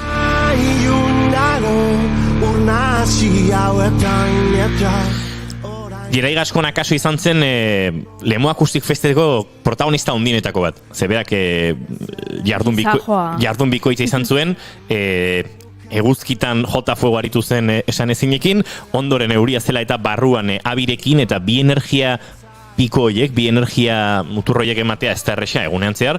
Bueno, pozik, baino xisko eginda, alaxe kontatu digu, gaur goizean bidali digun audiotxo hontan. Kaixo, hemen Jerai, abitik eta esan ezineko gitar jole ere banaiz. Eta, bueno, nire esperientzia pixka Lemo Acoustic Festen kontatzera nator. Oso ondo pasa nuen, goizean esan ezinekin ordu bitan jo genuen. Eta gainera, pixka bat ola ajearekin edo nengoen, ze aurreko egunean abiren kontzertu bat izan genuen Donostian, eta berandu egin zitzaigun ere, normala den bezala. Eta ja goizetik Lemoara jun, kotxa kargatu, eta olako gauzak pixatzen duten gauzak dira, hasiera batean, baina, ja gero jotzen dezunean horretan azentzu hartzen du, eta ez dakit, olako sentsazio oso onak geratzen dira. Aipatzekoak esan ezinen kontzertuan, eguzkia jotzen zuen, vamos, izugarri. Era bat erreginen danak, taldekide guztiak erreginen. Nina berreta, baina. Neri intxolazio moduko batekia eman zian ere, ja adinak eta notatzen hasten da, eta etzan behar izan nintzen gero ur botella batekin, osea, izan zen laletxe. Egia da ere, ez nuela inoiz parte hartu jaialdi batean, eta izan dara lehenengo kontzertua eguzkitako betaurrekoekin, eta hori oso polita izan da. Baina gero, sekulako euritea sarraz izan, edo aiziak, kaitza, nahiko pena, iruditzen zaitu oso polita zala kanpoko estetika guzti hori, baina aipatu behar da, eta zoriondu behar da Lemo Acoustic Fest posible egiten duten pertsona guztien jarrera, segituan baliabideak jarri ziren kontzertuak barruan egiteko, eta argi ekipo bat ere zegoen, bertxana jartzeko toki bat, holako baliabide gauza, normalean zaiak izaten dianak azkar egiteko, hauek oso prest zeuden, eta zoriondu behar ditute posible egiten duten pertsona guzti horiek. Eta gero abiren kontzertua oso horitzapen polita geratuko zaitze, oso ona izan zen, ez hainbesteko izerdi egin nire bizitzan, ez nuen ikusten ez nuen aurkitzen nire beti toaiatxo bat eramaten dut izerdiak entzeko, eta ez nuen ikusten, ez nuen aurkitzen, ze negon dana ematen, eta hori, tokiak eragiten du, batzutan kontzertu batzuk izaten dira, pixka borroka gehiago, eta bestatzuk disfrutatzekoak, eta behintzat Lemoakoa disfrutatzekoa izan zen. Beraz, eskerrik asko, nire esperientzia oso ona izan zen, erdi intxolazio batetik kontzertu frenetiko batera, eta gainera beste kontzertu batzuk ikusi genituen, así que nik uste dut, amarreko asteburu bat geratu zitzaigula. Eskerrik asko! Eskerrik asko zuri, Jerai Gaskon! Hartu nauzu. Eta kondenatu eta Gardena bezalako kantoekin jendarteak otxipinen erotu zen, eta uste dut taldekidek ere izkander, alako sorpresa gozoa eraman zutela, ze konturatu ziren eurek bilabonatik ekarritako zaleetatik garatago, Lemoatik eta arrati ingurutik iritsitako publikoak ere ondo asko ezagutzen zuela bi, eta badela oso momentuko talde bat, etorkizuna zitze egitea soberan dago, oso momentuko taldea eta oso sasoi honean dagoen taldea ez da. Bai, errepikatu nuen batzuetan gure gaur eguneko talde bat dela ja.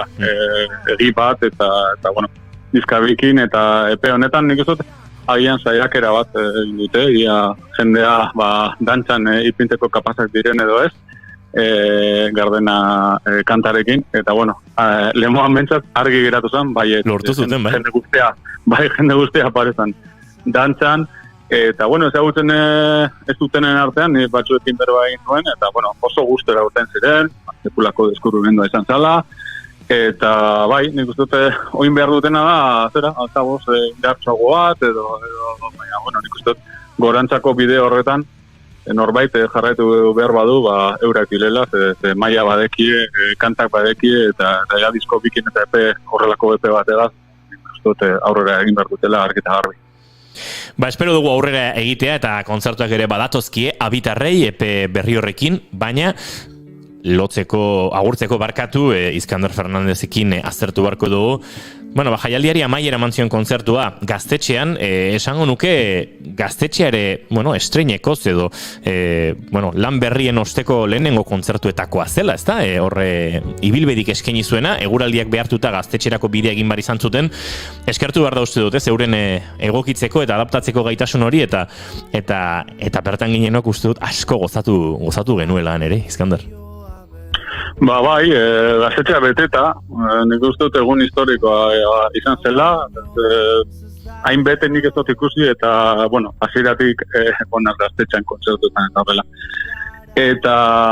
Eta, bueno, giro haue bai, berezia zen nik uste dut, ibilbedirekin, agian gure formatua ez da gazteentzako, edo ez du erraz gazteekin konektatzen, eta ibilbedirekin apostoa zan doble, alde batetik, guk uste dugulako kartelburuak izan daitezkela, alde batetik, eta bestalde, gazteekin sekulako konexioa dutela, naiz eta agian, zelan azaldu, baina gazteentzako musika ez egin. Eta bertan ikustot, gure apostua doblea bete intzala, ez? Kartelburuak izateko badauz, eta gainera gazteekin sekulako konexioa dute, gure bai gazteak dira, baina, bueno, nik uste ez dutela erraza bere adinetako publikora heltzea eta ala ere lortzen dute. Eta ikusi zen gaztetxean, nik uste dut horre adin media ojatu egin zela, gure nahi azan, hori kalean egitea, nik uste dut gaztetxean ongo ziren 200 pertsona topera ze pasilloa bai beteta. Bai, pasilloa komunak dena zegoen beteta. Kalean, gogoratzen baduzu, abi eta gero zein zen argazkia kotxepinen kanpoan ikustote 200 pertsona egoteko aukera genuela kalean egon izan ezkero, baina, bueno, ezin izko izan zen. Eta, bueno, nik ustut jaialdiari sekulako amaiera epin ziotela ibilbedikoak, eta anekdota bat, hasi dugunean gaurko tartetxo hau ipini duzu ibilbederin kanta bat, eta nire burua, bueno, torpetasunean, adin bat eskerrak bideari, bai? Bai, eta batzutan, gauzak galdu egiten doaz, eta zindez pentsatzen, hostia, klasiko bat, zein aukera du, klasiko da hau azteko, eta gero kontrolatzen, ibilbedi da. Así que nire buruan, nolabait, ibilbedik, nolabait klasikoren bat sortu. Así que, ikaragarria jaia maiera eurekin. Eta, bueno, ez dakit, emetik 5 urtera, barriro bueltan ditugun.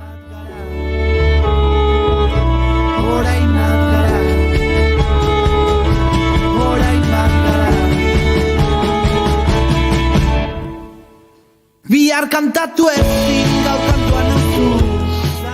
Amets Arangurenek ere helarazi digu, euren bizipenen audiotxo bat eta urare entzungo dugu, noski? Eguerdirako heldu ginen, esan ezinen kontzerturako, eta oso giro polita zegoen, baina egia da egiten zuela kriston beroa. Eta zonen oso argi ere gure artean batzuk uste zuten kontzertua hori zen zela lorartegian bertan, bai landagune hortan, besteren batek uste zuen barruan zela, zonen oso argi. Kontua da, eguraldiaren gatik aldatu behar izan zela pixkat plana, eta printzipioz kalean jotzekoan ginen, baina ezken momentuan soinu teknikariek kriston lan egin zuten, eta dena montatu zuten berriz Gaztetxe barruan. Orduan, bueno, espero genuen giroa edo bai beste modu bateko izan zen, baina egia esan oso pozik geratu ginen. Jende pila bat zegoen, jendea super motivatua, oso animatuak denak, ez dakit, hori gauza gehiagorik ez. Jendea motibatuta zegoen oso eta Ibaio Sinagak lan gutxi egin behar izan zuen, ze mikrofonoa uzten zuen bakoitzean eta atzera egiten zuen bakoitzean jendarteak abesten zituen ibilbidiren kantu guztiak eta baita pagarko tarte hau agurtzeko aukeratu dugun poesia bat euren azken single edo kantu hau. Iskander Fernandez agurta horretik esan diguzue dagoeneko urren urteko edizioan hasi zaretela pentsatzen, ez dakit, giro berdinetatik, aurtengo esperientzianek erakutsitakotik edo sorpresak izango ditugu, balda dagoeneko zerbait hor buruan? Bueno, sakon pentsatu beharko dugu, baina egitan gure formatua esan hau, gure formatua itinerantea zan, kontzertuak herriko leku ezberdinetan, eta gero jai amaiera bat leku jakin baten. Jai amaiera hori izan daiteke kotxelpinen inguruan, hori bai. Baina, bueno, gure ideia zen, gure betiko formatua berreskuratu. Hala ere, dan moduen izan da, eta dekogun herriarekin eta udalaren laguntzarekin, eta dekogun ekipoarekin, eta talden erantzunagaz, eta publikoaren erantzunagaz nik uste urrengo urtean bai, egiten dugula, nik uste ondo urtengo dala barriro, eta nolabait esateko, erraza da, holako bide bat egitea horrelako lagunak izan da, así que, urrengo urtean alba gara, ikusiko gara barriro. Joango gara horren berri izaten, Iskander Fernandez, Lemo Akustik Festeko antolakuntzako kidearekin aritu gara. Zorionak dagokizuenagatik, gozatu aje emozional hau, egin beharreko balorazioak eta aturren urteko edizia hurbiltzen den bezalaxe, joango gara zuren berri izaten eta Lemo inguruan izango den festa handi horren berri ematen gu ere. Iskander Fernandez, mila esker. Bezarka bat inigo. Beste bat, jo. Izan bedi hau, herriaren dako poesia bat. Izan bedi hau, herriaren dako poesia bat. Izan bedi hau, herriaren dako poesia bat. Izan bedi hau, herriaren dako poesia bat. Balax izan zen, elkartasun handia, giro ezin hobea musikarien artean, gehienek ere elkar ezagutzen genuen, urtetako beste bataietatik eta beste proiektuetatik eta beste momentuetatik, beste batzuk berriz, lehenengoz elkar topatu genuen bertan, baina ederra izan zen Lemo Akustik Fest hortan, oraindik ere ez pandemia osteko jaialdi asko ez dira izan, eta batez ere jaialdi gertukoak eta talden artean horrelako harremana albidetzen dutenak, beraz zorionak talde guztiei eta zorionak antolakuntzari Lemo Akustik Fest eder hori egiteatik.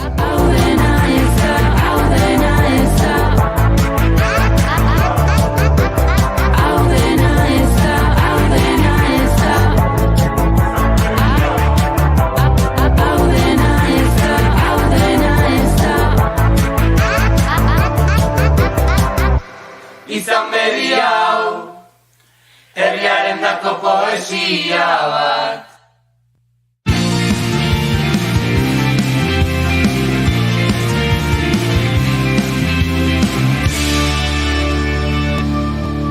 Bigarrenak ez direlako beti okerragoak, bigarren kafea.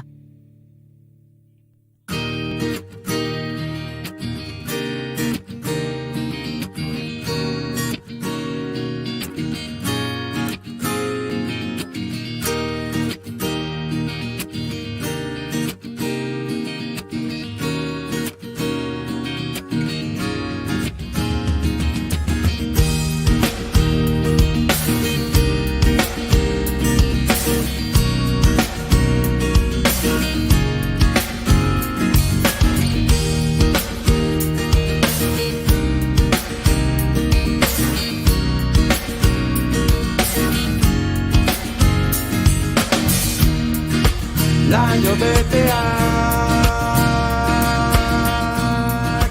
Ego aizea ez baita idazlerik irakurlerik gabe, ez da irakurlerik ere inork irakurgairik eskaintzen ez badio.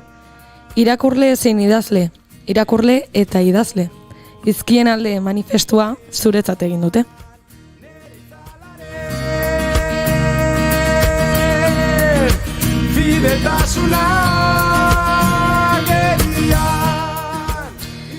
Irakurtzeak irekitzen dizkigun munduak eta idazteak ematen digun ahal guztindutasuna, babesteko eta aldarria egiteko momentua iritsi da. 2 dekalogotan banatu dute hizkien alde, aur irakurle eta idazleen alde, sortu duten album ilustratua, manifestua.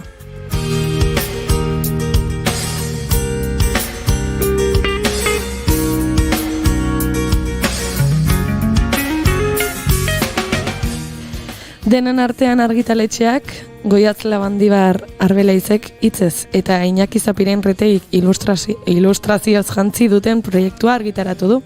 Hizkien alde manifestua argitaratu dute aurren irakurtzaletasunari bultzadatxo bat eman eta babesteko. Manifestu bat da, bai, aldarria. Eta honi buruz gehiago ezagutzeko gurean ditugu gaurkoan Goiatz Labandibar Arbelaiz eta Iñaki Zapiren Retegi. Ongi etorri bigarren kafera. Arratsaldean, bai. Bueno, hizkien alde manifestua. Biek sortu duzue proiektu hau. Kontatu pixka bat zer den manifestu hau eta nola jaio zen manifestu egiteko ideia hori edo? Manifestu bat da aurrentzako, zuk ondo azaldu duzun bezala, 2 zati ditu eta bakoitzak 10 puntuko dekalogo bat da, lehendabizi irakurtzaren aldeko dekalogo bat, eta ondoren dator idaztean aldeko dekalogo bat. Hasieratekan argi izan dugulako idazten hasi aurretik aurrekaria dela irakurtzen hastea, eta normalian esaten da, eta nik sinisten dut hortan, idazle izateko asko irakurri behar dela aurretik. Orduan, evoluzioa hori izango zelakoan, hola banatu genuen gure manifestu hau. Eta abia puntua, nik azalduko dut. Abia puntua, akaso, Oiartzu naiz, eta Oiartzungo udalak aur eta gazte literaturako sariketa bat antolatzen du urtero, Xabier Lete izenekoa, eta badula 3-4 urte izango dira dagoeneko. Proposatu zeaten, sari banaketarako ia testu bat edo sortuko otenun. Eta, hasi nintzen, honen ez urdura den ez da hau, ez da dekalogo hau, baina bai manifestu txiki bat idatzi nun, nirakurtzeko. Eta, ni epaimaiki delanetan eraritzena ez lehiaketa hartan, eta, sari banaketan beste epaimaikide batzuk ere egoten dira, eta tartean, Pello Ainorga zeon, idazlea, ipuikontalaria, Oiartzuarra baita ere, eta beha hurbildu zitzaidan, bukatu zenean sari banaketa esatea Goiatz ez daude manifestuak aurrentzako eta behar dira eta hor badakazu zerbait. Eta etxea iritsen nintzenean, zuzenean automatikoki Iñakiri deitu nion. Hoixe? Egia da, elkar oso ondo ulertzen dugula, beti bata bestian sorkuntza prozesutan oso presente gaudela eta konplizitate handia dugula. Eta esantzean bezala sanon, hau Iñakita niretzako da. Aurretikan alegin txiki bat ere egin bagen dukan, album ilustratu moduko sortu nahian edo, pixkat ikasketa bezala balio izan ziguna ere, eta bigarren hontan ja Goiatze komentatu eta lan nahiekin genian. Eta ordutikan egia testuak findu diela edo aldatu diela, baina esango genuke abia puntua hori. Oinarrian hori. Hori izan zen. Eta nor da, edo nor izan daiteke idazlea, edo nor izan daiteke irakurlea, ez? Iten ditu, 2 figurak nabarmentzen dituzu, Zein izan daiteke edo, zeini esan nahi diozute? Nik uste, horrentzako pentsatutako album ilustratua, eta nik uste aur guztiei lizentzia hori zeatu nahi diegula, onartu nahi diegula, ez? Edo zein aur izan daitekela irakurle eta baita idazle ere. Piskaguk ere zalantzan jartzen dugu zer den irakurle izate hori eta zer den idazle izatea, ez? Zerk ematen dizu idazle titulua? Idazte hutsak edo argitalpen batek edo zerk? Eta, bueno, nolabait onarpen hori eman nahi diegu. Bai, akaso erresagoa da irakurle izate hori onartzea, ez? Idazle izatea akaso beste pausu bada edo zailagoa da onartzeko, baina, bueno, azken finean, aurrek etengabe sortzen dituzte baita ere beraien historioak, beraien munduak, beraien, bueno, bai izkiz, bai marrazkiz, eta bai aldarrikatu nahi genula, edo zen adur izan litekela. Bueno, eta barkatu, ez aur bakarrik ere, ez? Esatea genuen, azkenean aurrentzako album ilustratu bada, baina, bueno, guztientzako baliagarri izan daiteken liburu bat ere bada. Bai, justo, hori galetuko nizuen, suposatzen dut zuek buruan bazen auketela, ez? Adintarteren bat, edo dena delako aukiko zenuten sortzen hasi zinetenean, baina honek ere emango, edo hau baliagarria izango da, edo zein ezitzaile guraso edo, ez? Aurrekin gaia pixka bat landu eta beraiei ere babesa emango die, ez da? Bai, izan daiteke hortarako ere materiala guk esaten dugu, baina mugak jartzea ere askotan ez da oso erreza eta batzutan ez da komenigarria ere, ez? Bakoitzak bere ritmoak ditu eta bere zeinek esaten du 4 urteko haur batek ez dula gozatuko hontaz edo 12ko batek edo heldu batek, ez? Guk esaten dugu bai badela beti jarri behar izaten dielako, argitaratzen dienean eta muga batzuk, bai 6-10, behintzat idazten eta irakurtzen, hasi dien horiek, baina batzuk lehenago hasten dira, beste batzuk naizta ez irakurri izkiak, ilustrazioak ere irakurtzen dira, hori alarrikatzen dugu, ez? Eta bai badela ikusten dugu izan daitekela irakurtzaletasuna, sustatzeko modu ludiko batean ere tresna baliagarria. Eta nik uste eta hasieran ez gendukan helburu hori buruan ere, hain garbi behintzat, baina behin liburua sortuta ere konturatu gehiago badaukala erabilpen hori ere izan dezakela. Eta egokia izan daitekela ere hori bai aurrekin lantzeko edo bai helduagokoekin lantzeko ere. Eta hasieran aipatu dugu pixka bat, baina manifestua da, aldarrikapen bat da, aldarriz osatuta dago. Zergatik da aldarri bat? Esan nahi dut, ikusten duzue, zuek irakaskuntzan ibiltzen zarete, barkatu, Iñaki ibiltzen da. Ikusten da beharra, aldarri hori beraiek, bai aurrek, egiteko beharra, aldarria irakurtzen dut eta gustatzen zaite izu, eta zer gertatzen da? Nik uste beharra daukagula ez zume bakarrik. Helduek ere nolabait behar hori badaukagula, eta azkenean irakasleak ere heldua gea, baina ez dakit hori transmititzen dugun behar den bezala, ez? Orduan, lehen esan dagoa, izan daiteke tresna, aurrekin lantzeko, baina irakaslea ere konturatu da den pixkat, kontxo, ni idazle naiz, ni irakurre naiz, zer erakusten die txikiagoi ere, zer den idazle izatea, zer den irakurle izatea, eta pixkat horren inguruan hausnartzeko eta, horren inguruan intzeiteko behintzat, baliagarria badala. Eta manifestua hitza, normalean, edo, niri gertatzen zait, ezakitzuei pasatzen zaizuen, baina, manifestua iruditzen zait, helduen gauza bat, edo gauza oso, zakit, komplexua. Politikoa, bai, oso, baina zuek ez, aurren entzatera bili duzue. Bai, aitortu diegu heldutasun hori badutela, gauzak ulertzeko, aldarrikatzeko, eta bai, esateko, bai, nire banaiz irakurle, banaiz idazle, eta, batzutan igual, aurrak dielako badu joera bat dena simplifikatzeko, baino egia esan gaina inork ez dugu ez da aur batek ez dio atentzia deitu edo ez digute transmititu. Nik uste errez barneratu dutela zer den ere, bai, eta oso modu naturalean onartu dutela. Igual erabiltzen hasiko dira, bai, hain manifestuak sortzen hasiko zaizkigu. Oso ona izango litzake, baina bai, deigarria iruditu zitzaidan, eta horregatik nahi nizuen galdetu. Hor, egia denon arteaneko editoriak ere esaten zigula, aur literatura nolako manifesturik behatzekila behintzat, ez zala sekula argitaratu, eta nik uste behai atentzia azkenean horrek eman ziola, esan zuen, gozen pixkat arriesgatzea eta zerbait berria argitaratzea. Eta, bueno, pixka bat, ja, edukian, spoiler gehiagerik egin gabe, baina, bueno, pixka bat sartuko gara. Goiatz, bueno, azaldu duzu pixka bat nola hasi zen, eta nola, nondik atera ziren, ez, aldarri edo, bueno. Bai, manifesto hau nondik atera zen, baina esan duzu findu egintzen ditula, eta zaila izan zen, 20 aldarritan. Ba, ez da hain errexe ere, bueno, ez errepikatze hori, eta, bueno, azken filan dekalogo bat izango zela hasieratik argi izan unuik, ordan 10 behar nituen.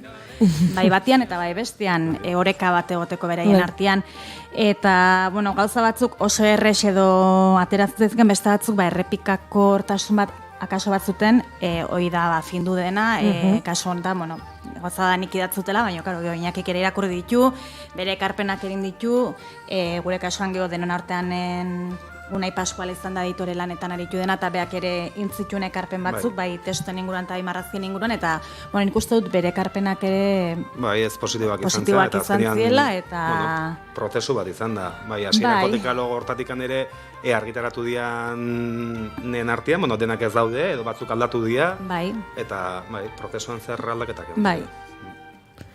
Eta aldarri horiek ez daude bakarrik zuzenean irakurtzearekin edo idaztearekin lotuta, emozioak agertzen dira, zaintza agertzen da. Irakurtzea eta idaztea gu igual kontziente gea, edo guri gustatzen zaigun hori edo dena delakoa, kontziente gea oso lotuta dagoela emozioekin, oso lotuta dagoela elkar zaintzarekin, bakoitzaren zaintzarekin, eta ere umei transmititu nahi izan diezu. Bueno, barkatu. Bai, bueno, hor bi gauza daude testuak, eta gero ja Iñakik hobeto azalduko du ilustrazioetan zer erakutzen edun, ze uste dut aipatzen izan gauza guztiek ere badaude, irudietan ere sartuak. Ni oso irakurtzalea izan naiz, beti da nik oso ume irakurtzalea izan naiz baita ere, eta ni jarri nintzen baita ere pentsatzen ni nolako irakurlea nintzen, aur nintzenean, edo nola tratatu ninduten, aur irakurle nintzen garaiaietan, eta ustut gauza horiek ere islatzen diela testuetan, ezakit niri ez diat inoiz esan ez irakurri hoi handientzako da, edo ez da zuretzako, ez dut inoiz olako mezuik jaso, ez etxian, ez ikastolan, ez inguruan, ez liburutegian, ez? Eta nik asko eskertzen dut, adiez, jarrera hori euki izana nire inguruko helduek ni aur nintzenean, eta, bueno, badaude hori olako keinu batzuk ere, bai, bueno, ez dakit, aurrei behaien autonomia hori edo behaien garapen hori edo, bueno, usteko edo. Auto horiek hartzeko askatasun hori sentidezaten dere, askotan, ez dakit, ikastolan ere ikusten ditugu egoerak, ez? Ez da futbola eta ez dakiz zer, gizartean oso markatu dauden hainbat ekintza egiten badituzu, badirudi arraroa zehala, eta nahi genuen horrekin ere pixka puskatu, eta lagundu hortan ere. Bai. Zuk ondo esan dezu, marrazkiekin ere badaukaz erikusia, edo badira protagonista album honetan, zu izan zara ilustratzailea. Nolakoa izan da, bueno, esan dezute, prozesu bat izan da, eta suposatzen dut, elkarren eragina egon dela, eta une oroko lana izan dela. Baina, ezakit nolako izan den zuretzako esperientzia, nola visualizatzen zenuna eta atera dena berdina den, konta eguzu pixka bat. Buf, nondik hasi. Nik uste visualizatutako hori gutxi gara bera badela agertu dena. Zaila izan dena da visualizatze hori. Azkenean helburua izan da testua literalki ez erakustea edo zerbait balio erantsi bat izan zezan nahi nun marrazkiak ere. Eta hori izan da erronka. Azkenean nik nire barruan ere esaldi hori ulertu, nola kontatuko nun erabaki, eta behin hori erabakita eukita gero marrazkiak, bueno, bere bidea hartu dute. Azkenean kolaz teknika erabilidet ere, eta teknika hontan ere ez da inerrexak dena kontrolpean eukitzea. Azkenean goraizak eta paperak funtzionatzen dute, eta buruan ideia badukazu, bueno, hortxe sortzen dira pertsonaiak, ez? Eta, bueno, sandakoa, nik uste buruan eukan hori, bai dela agertu dena gutxi gora bera, baina zaila izan dena da, hori, zerbait gehiago ere kontatzea, esaldi horrek ziona baino, bueno, beste angulo batzutatik begiratu eta gauza gehiago kontatzea. Eta kolaxe horretan, hitzak ere protagonista izan dira, marrazkiak ere irakurtzen direlako, eta marrazkietan, norbaitek eskuartean baldin badauka liburua ikusiko du, eta ez duzuenentzat, oraintxe Inigok streaming bidez erakutsiko dizuen, irudietan ere hitzak irudien parte dira. Bai, kasu batzutan hitzoiek intentzio bat badute, gehiengoan esango dute ez dutela. Azken finean, erabaki nuen kolax teknika erabiliz egin nahi nula, eta pentsatu nuen zen, elikagai o lehen gai bezala, egokiena zela liburuak erabiltzea. Irakurle eta idazleen aldeko manifestu batean, esaten duen, ondo legoke liburuak izatea lehen gaia. Eta orduan, liburu zarrak margotu nituen lehenengo, liburu zarretako horriak margotu, eta horiek izan dira kolaxa sortzeko, esan bezala, lehen gai, ez? Paper. Eta hor testuak badaude noski, kasu batzutan nabarmenago irakurtzen dira gauzak, beste batzutan ez, eta esan dakoa, orokorrean estetika hutsa da, baina, gero aukeraketa batzuk ere egin behar izan ditut, hor hainbeste paper zatitar puxkatxo eukita hitzak ere agertzen zian, eta irudiekin lotura eukizezaketen hitzoiei garrantzia edo protagonismo pixka bat eman diet. Esan dezue hasieran, zerk ematen dizu titulua idazlearena, zerk ematen dizu irakurlearena, ez? Zuentzat zer da irakurle izatea eta zer da idazle izatea? Guri ere kostatzen zaigu, gure buruari, eta guaindikane, ez... Eta zer da ilustratzaile izatea? Ez da erresa, ez da guai esaten aurrei, bai, benga, zen buruan gan sinostu, baina ez da ariketa erresa izaten. Gukazken fina, irakurle izate hoi nik uste dut errez ulertzen den zerbait dela, edo onartua edo gizarteratua dagoen zerbait da, edo zen liburu, behintzat literatura dena, irakurtzen duna jotzen da irakurle, batzuk irakurle hobiak badaolako lakorran kimatez, dakizten bat liburu irakurtzen dituztenak urtean, irakurle onak ezakizebak zer den idazle izatea, hoi zailagoa da nik uste norbere buruari onartza baietz bazeala, baina azken finean askotan egia sormen lan bat egiten. Gauzaik sinplenetatik hasita eta aurreak zer esanik ez, baina... Bai, nik uste, izan bageala, ez? Gero beste kontu bada zenbat jarduten deun hortan, ez? Eta ez dakit horrek ere badakarren, horrek ematen duen izaera, alegia, idazten jarraitzen duen horrek ere idazle titula lortzen duen eta jarraitzen ez duen horrek, edo maiz idazten duenak badun eta maiz idazte ez duenak ez duen. Ez dakit, hor mugak nun dauden eta, azkenean da norberak ere bere burua nola ikusten duen eta horrekin ja, listo, ez? Bai, ez dago, ez daik. Egia esan, hasieran, eta orain mugen kontzeptua atera dezutela. Hasieran, nik lehenengo aldiz hartu norean liburua, esan ze zaila ez, 10 aldarritan laburtzea, ze esanet, batez ere aurrek dakaten imaginazioarekin, eta dakaten, nahi, eske gurtzezait piat, aurrekin hitz egitea behaien mundu ez. Eta esaten ze zaila, 10 aldarritan laburtzea, ez? Irakurle baten edo idazle baten izaera edo zergatik edo dena aldarria. Aurrekin eukidezue feedbackik norbaitekin? Gu idazten eta ilustratzen nahitu gehan momentuan ez dute parte hartu. Gure artean egin duen zerbait da eta hor ez dugu ez da ere erabili aurrik, konejito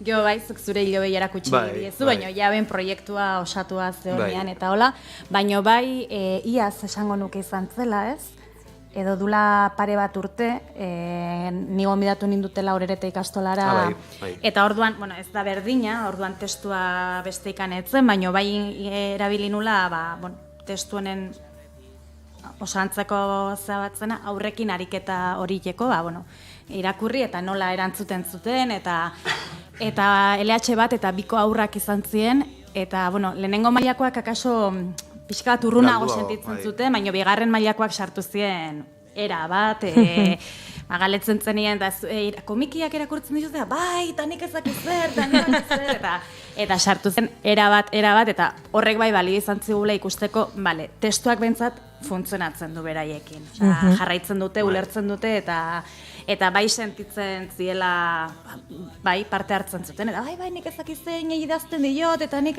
bai, zatzen zuten. Bai, nik, horrekin ere bat adoz, baina iruditzen zait liburu hau ere badela, ez da lehenengo irakurketa azkar batean behin irakurri eta jazta. Iruditzen zait denbora eskaini behar zaiola testuak eta irudiak irakurtze horri ere. Lehen aipatu dugu bezala, uste irudiek ere gauza gaiak kontatzen dituztela, eta horiek lehenengo irakurketa batean ez diarenak harrapatzen.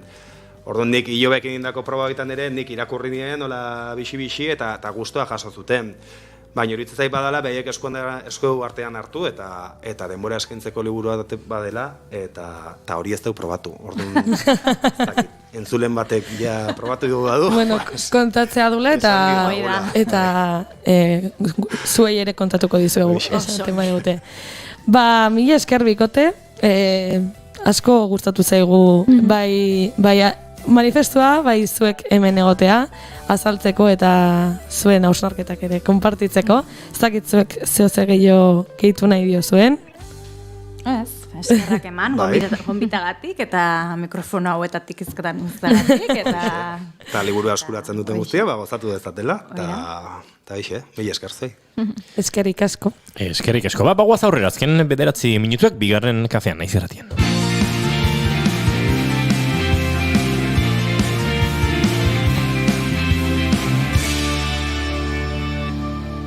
Bigarrenak ez direlako beti okerragoak, bigarren kafea. Gobara, airera, trapuzikinak. Erreferente hernaniar bat izango dugu hizketagai lehen aldiz Gobaran. Aimar Elosegi Ansa ezagutuko dugu.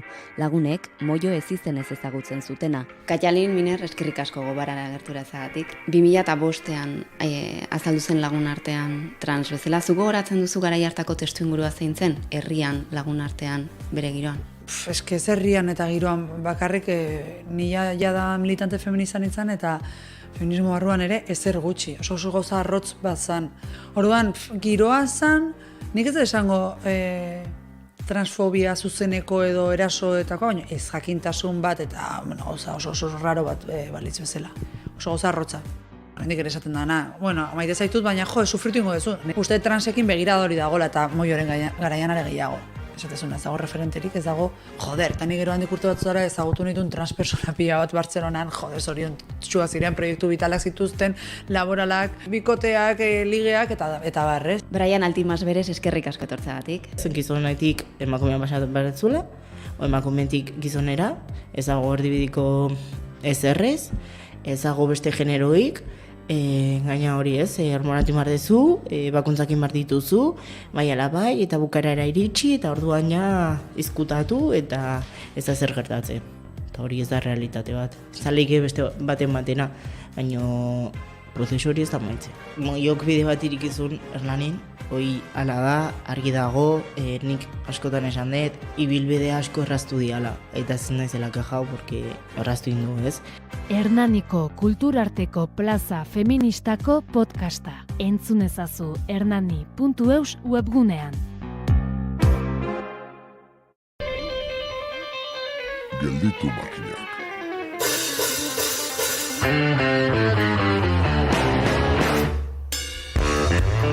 Aurrekoan, oporretan izan ginen Venezian. Pizza zati bat janez, gondolen maniobra milimetrikoak ikusteko aparteko hiria. Toki zoragarria da, baina ez da lehen zena. Orain turista dauden non nahi, saltoki guztiak kanpotarrei zuzendua daude, ez duzu ia bertakorik ikusten. Eskerrak bertakoak bakarrik joaten diren taberna autentiko horietako bat gomendatu zigutela, eta egiazko bizitza italiarra ezagutu genuen. Hala ere, urrengoan artifizialuta ez dagoen norabait joateko asmoa dugu, turistatik ez dagoen leku birjin batera, Tibetera, edo. Nahi baino gehiagotan erortzen gara tesitura horretan, eta turismoak, han bezala hemen, inpaktu sozioekologikotik baduelako, turistifikazioaz ariko gara Josu Larrinagarekin. Turismo eredua ez da bat eta bakarra. Bizi-biziki taldekoek ederki jakite hori. eta Alba Cabrera izan da haiekin turismo jasangarria zizketan. Nora ez dakigun hauek, abian goaz Gelditu makinak saioaren bigarren denboraldiko 29. saioan.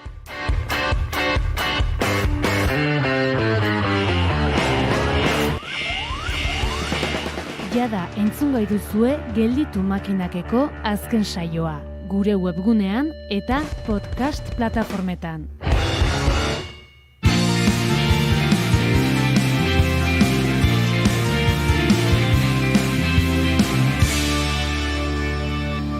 Naiz irratian, bigarren kafea.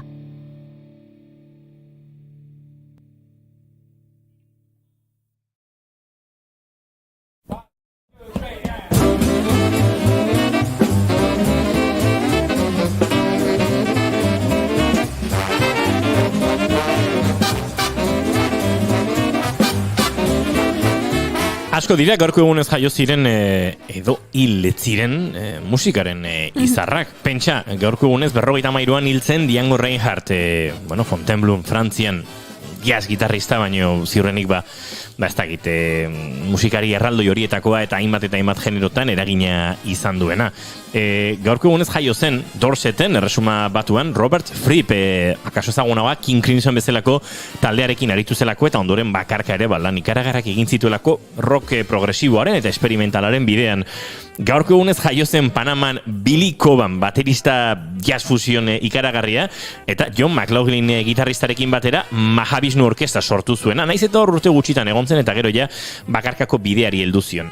Eta gaurko egunez jaio zen Buddy Herman, Milwaukeean, Wisconsinen, klarinetista ikaragarria, jazzaren urrezko urte horietan aritutakoa, suima bete-betean zegoela, eta tira, 15 urterekin abiatu zuen bere bidea, 1928an, 36erako dagoneko bere banda sortuta zuen eta lan ikaragarriak egin ditu, 87 urterekin, jazzista handi bat entzatu 20. mendean nahiko urtere badira, hiltzen arte. Eta Buddy Hermanen kantu honekin agurtuko dugu gaurko bigarren kafea, Jazz Me Blues. Amaia Arrasendegiluz, Jazz Me Blues. ¿Sí? Jazz Me Blues. Jazz to Blues. Goiuri Zizarandia, Jazz Me Blues. No, Jazz Me Blues. Eta Jasmine Blues? Eta zuri entzule, Jazz You Blues edo nahi duzuena. Bagoaz, bihar hementsi izango gara, bigarren kafean, naiz irratian orain, Ariako lankidek helduko diote lekukoari astelen zoro honetan. Eskerrik asko erregoteatik eta bihar artea jo.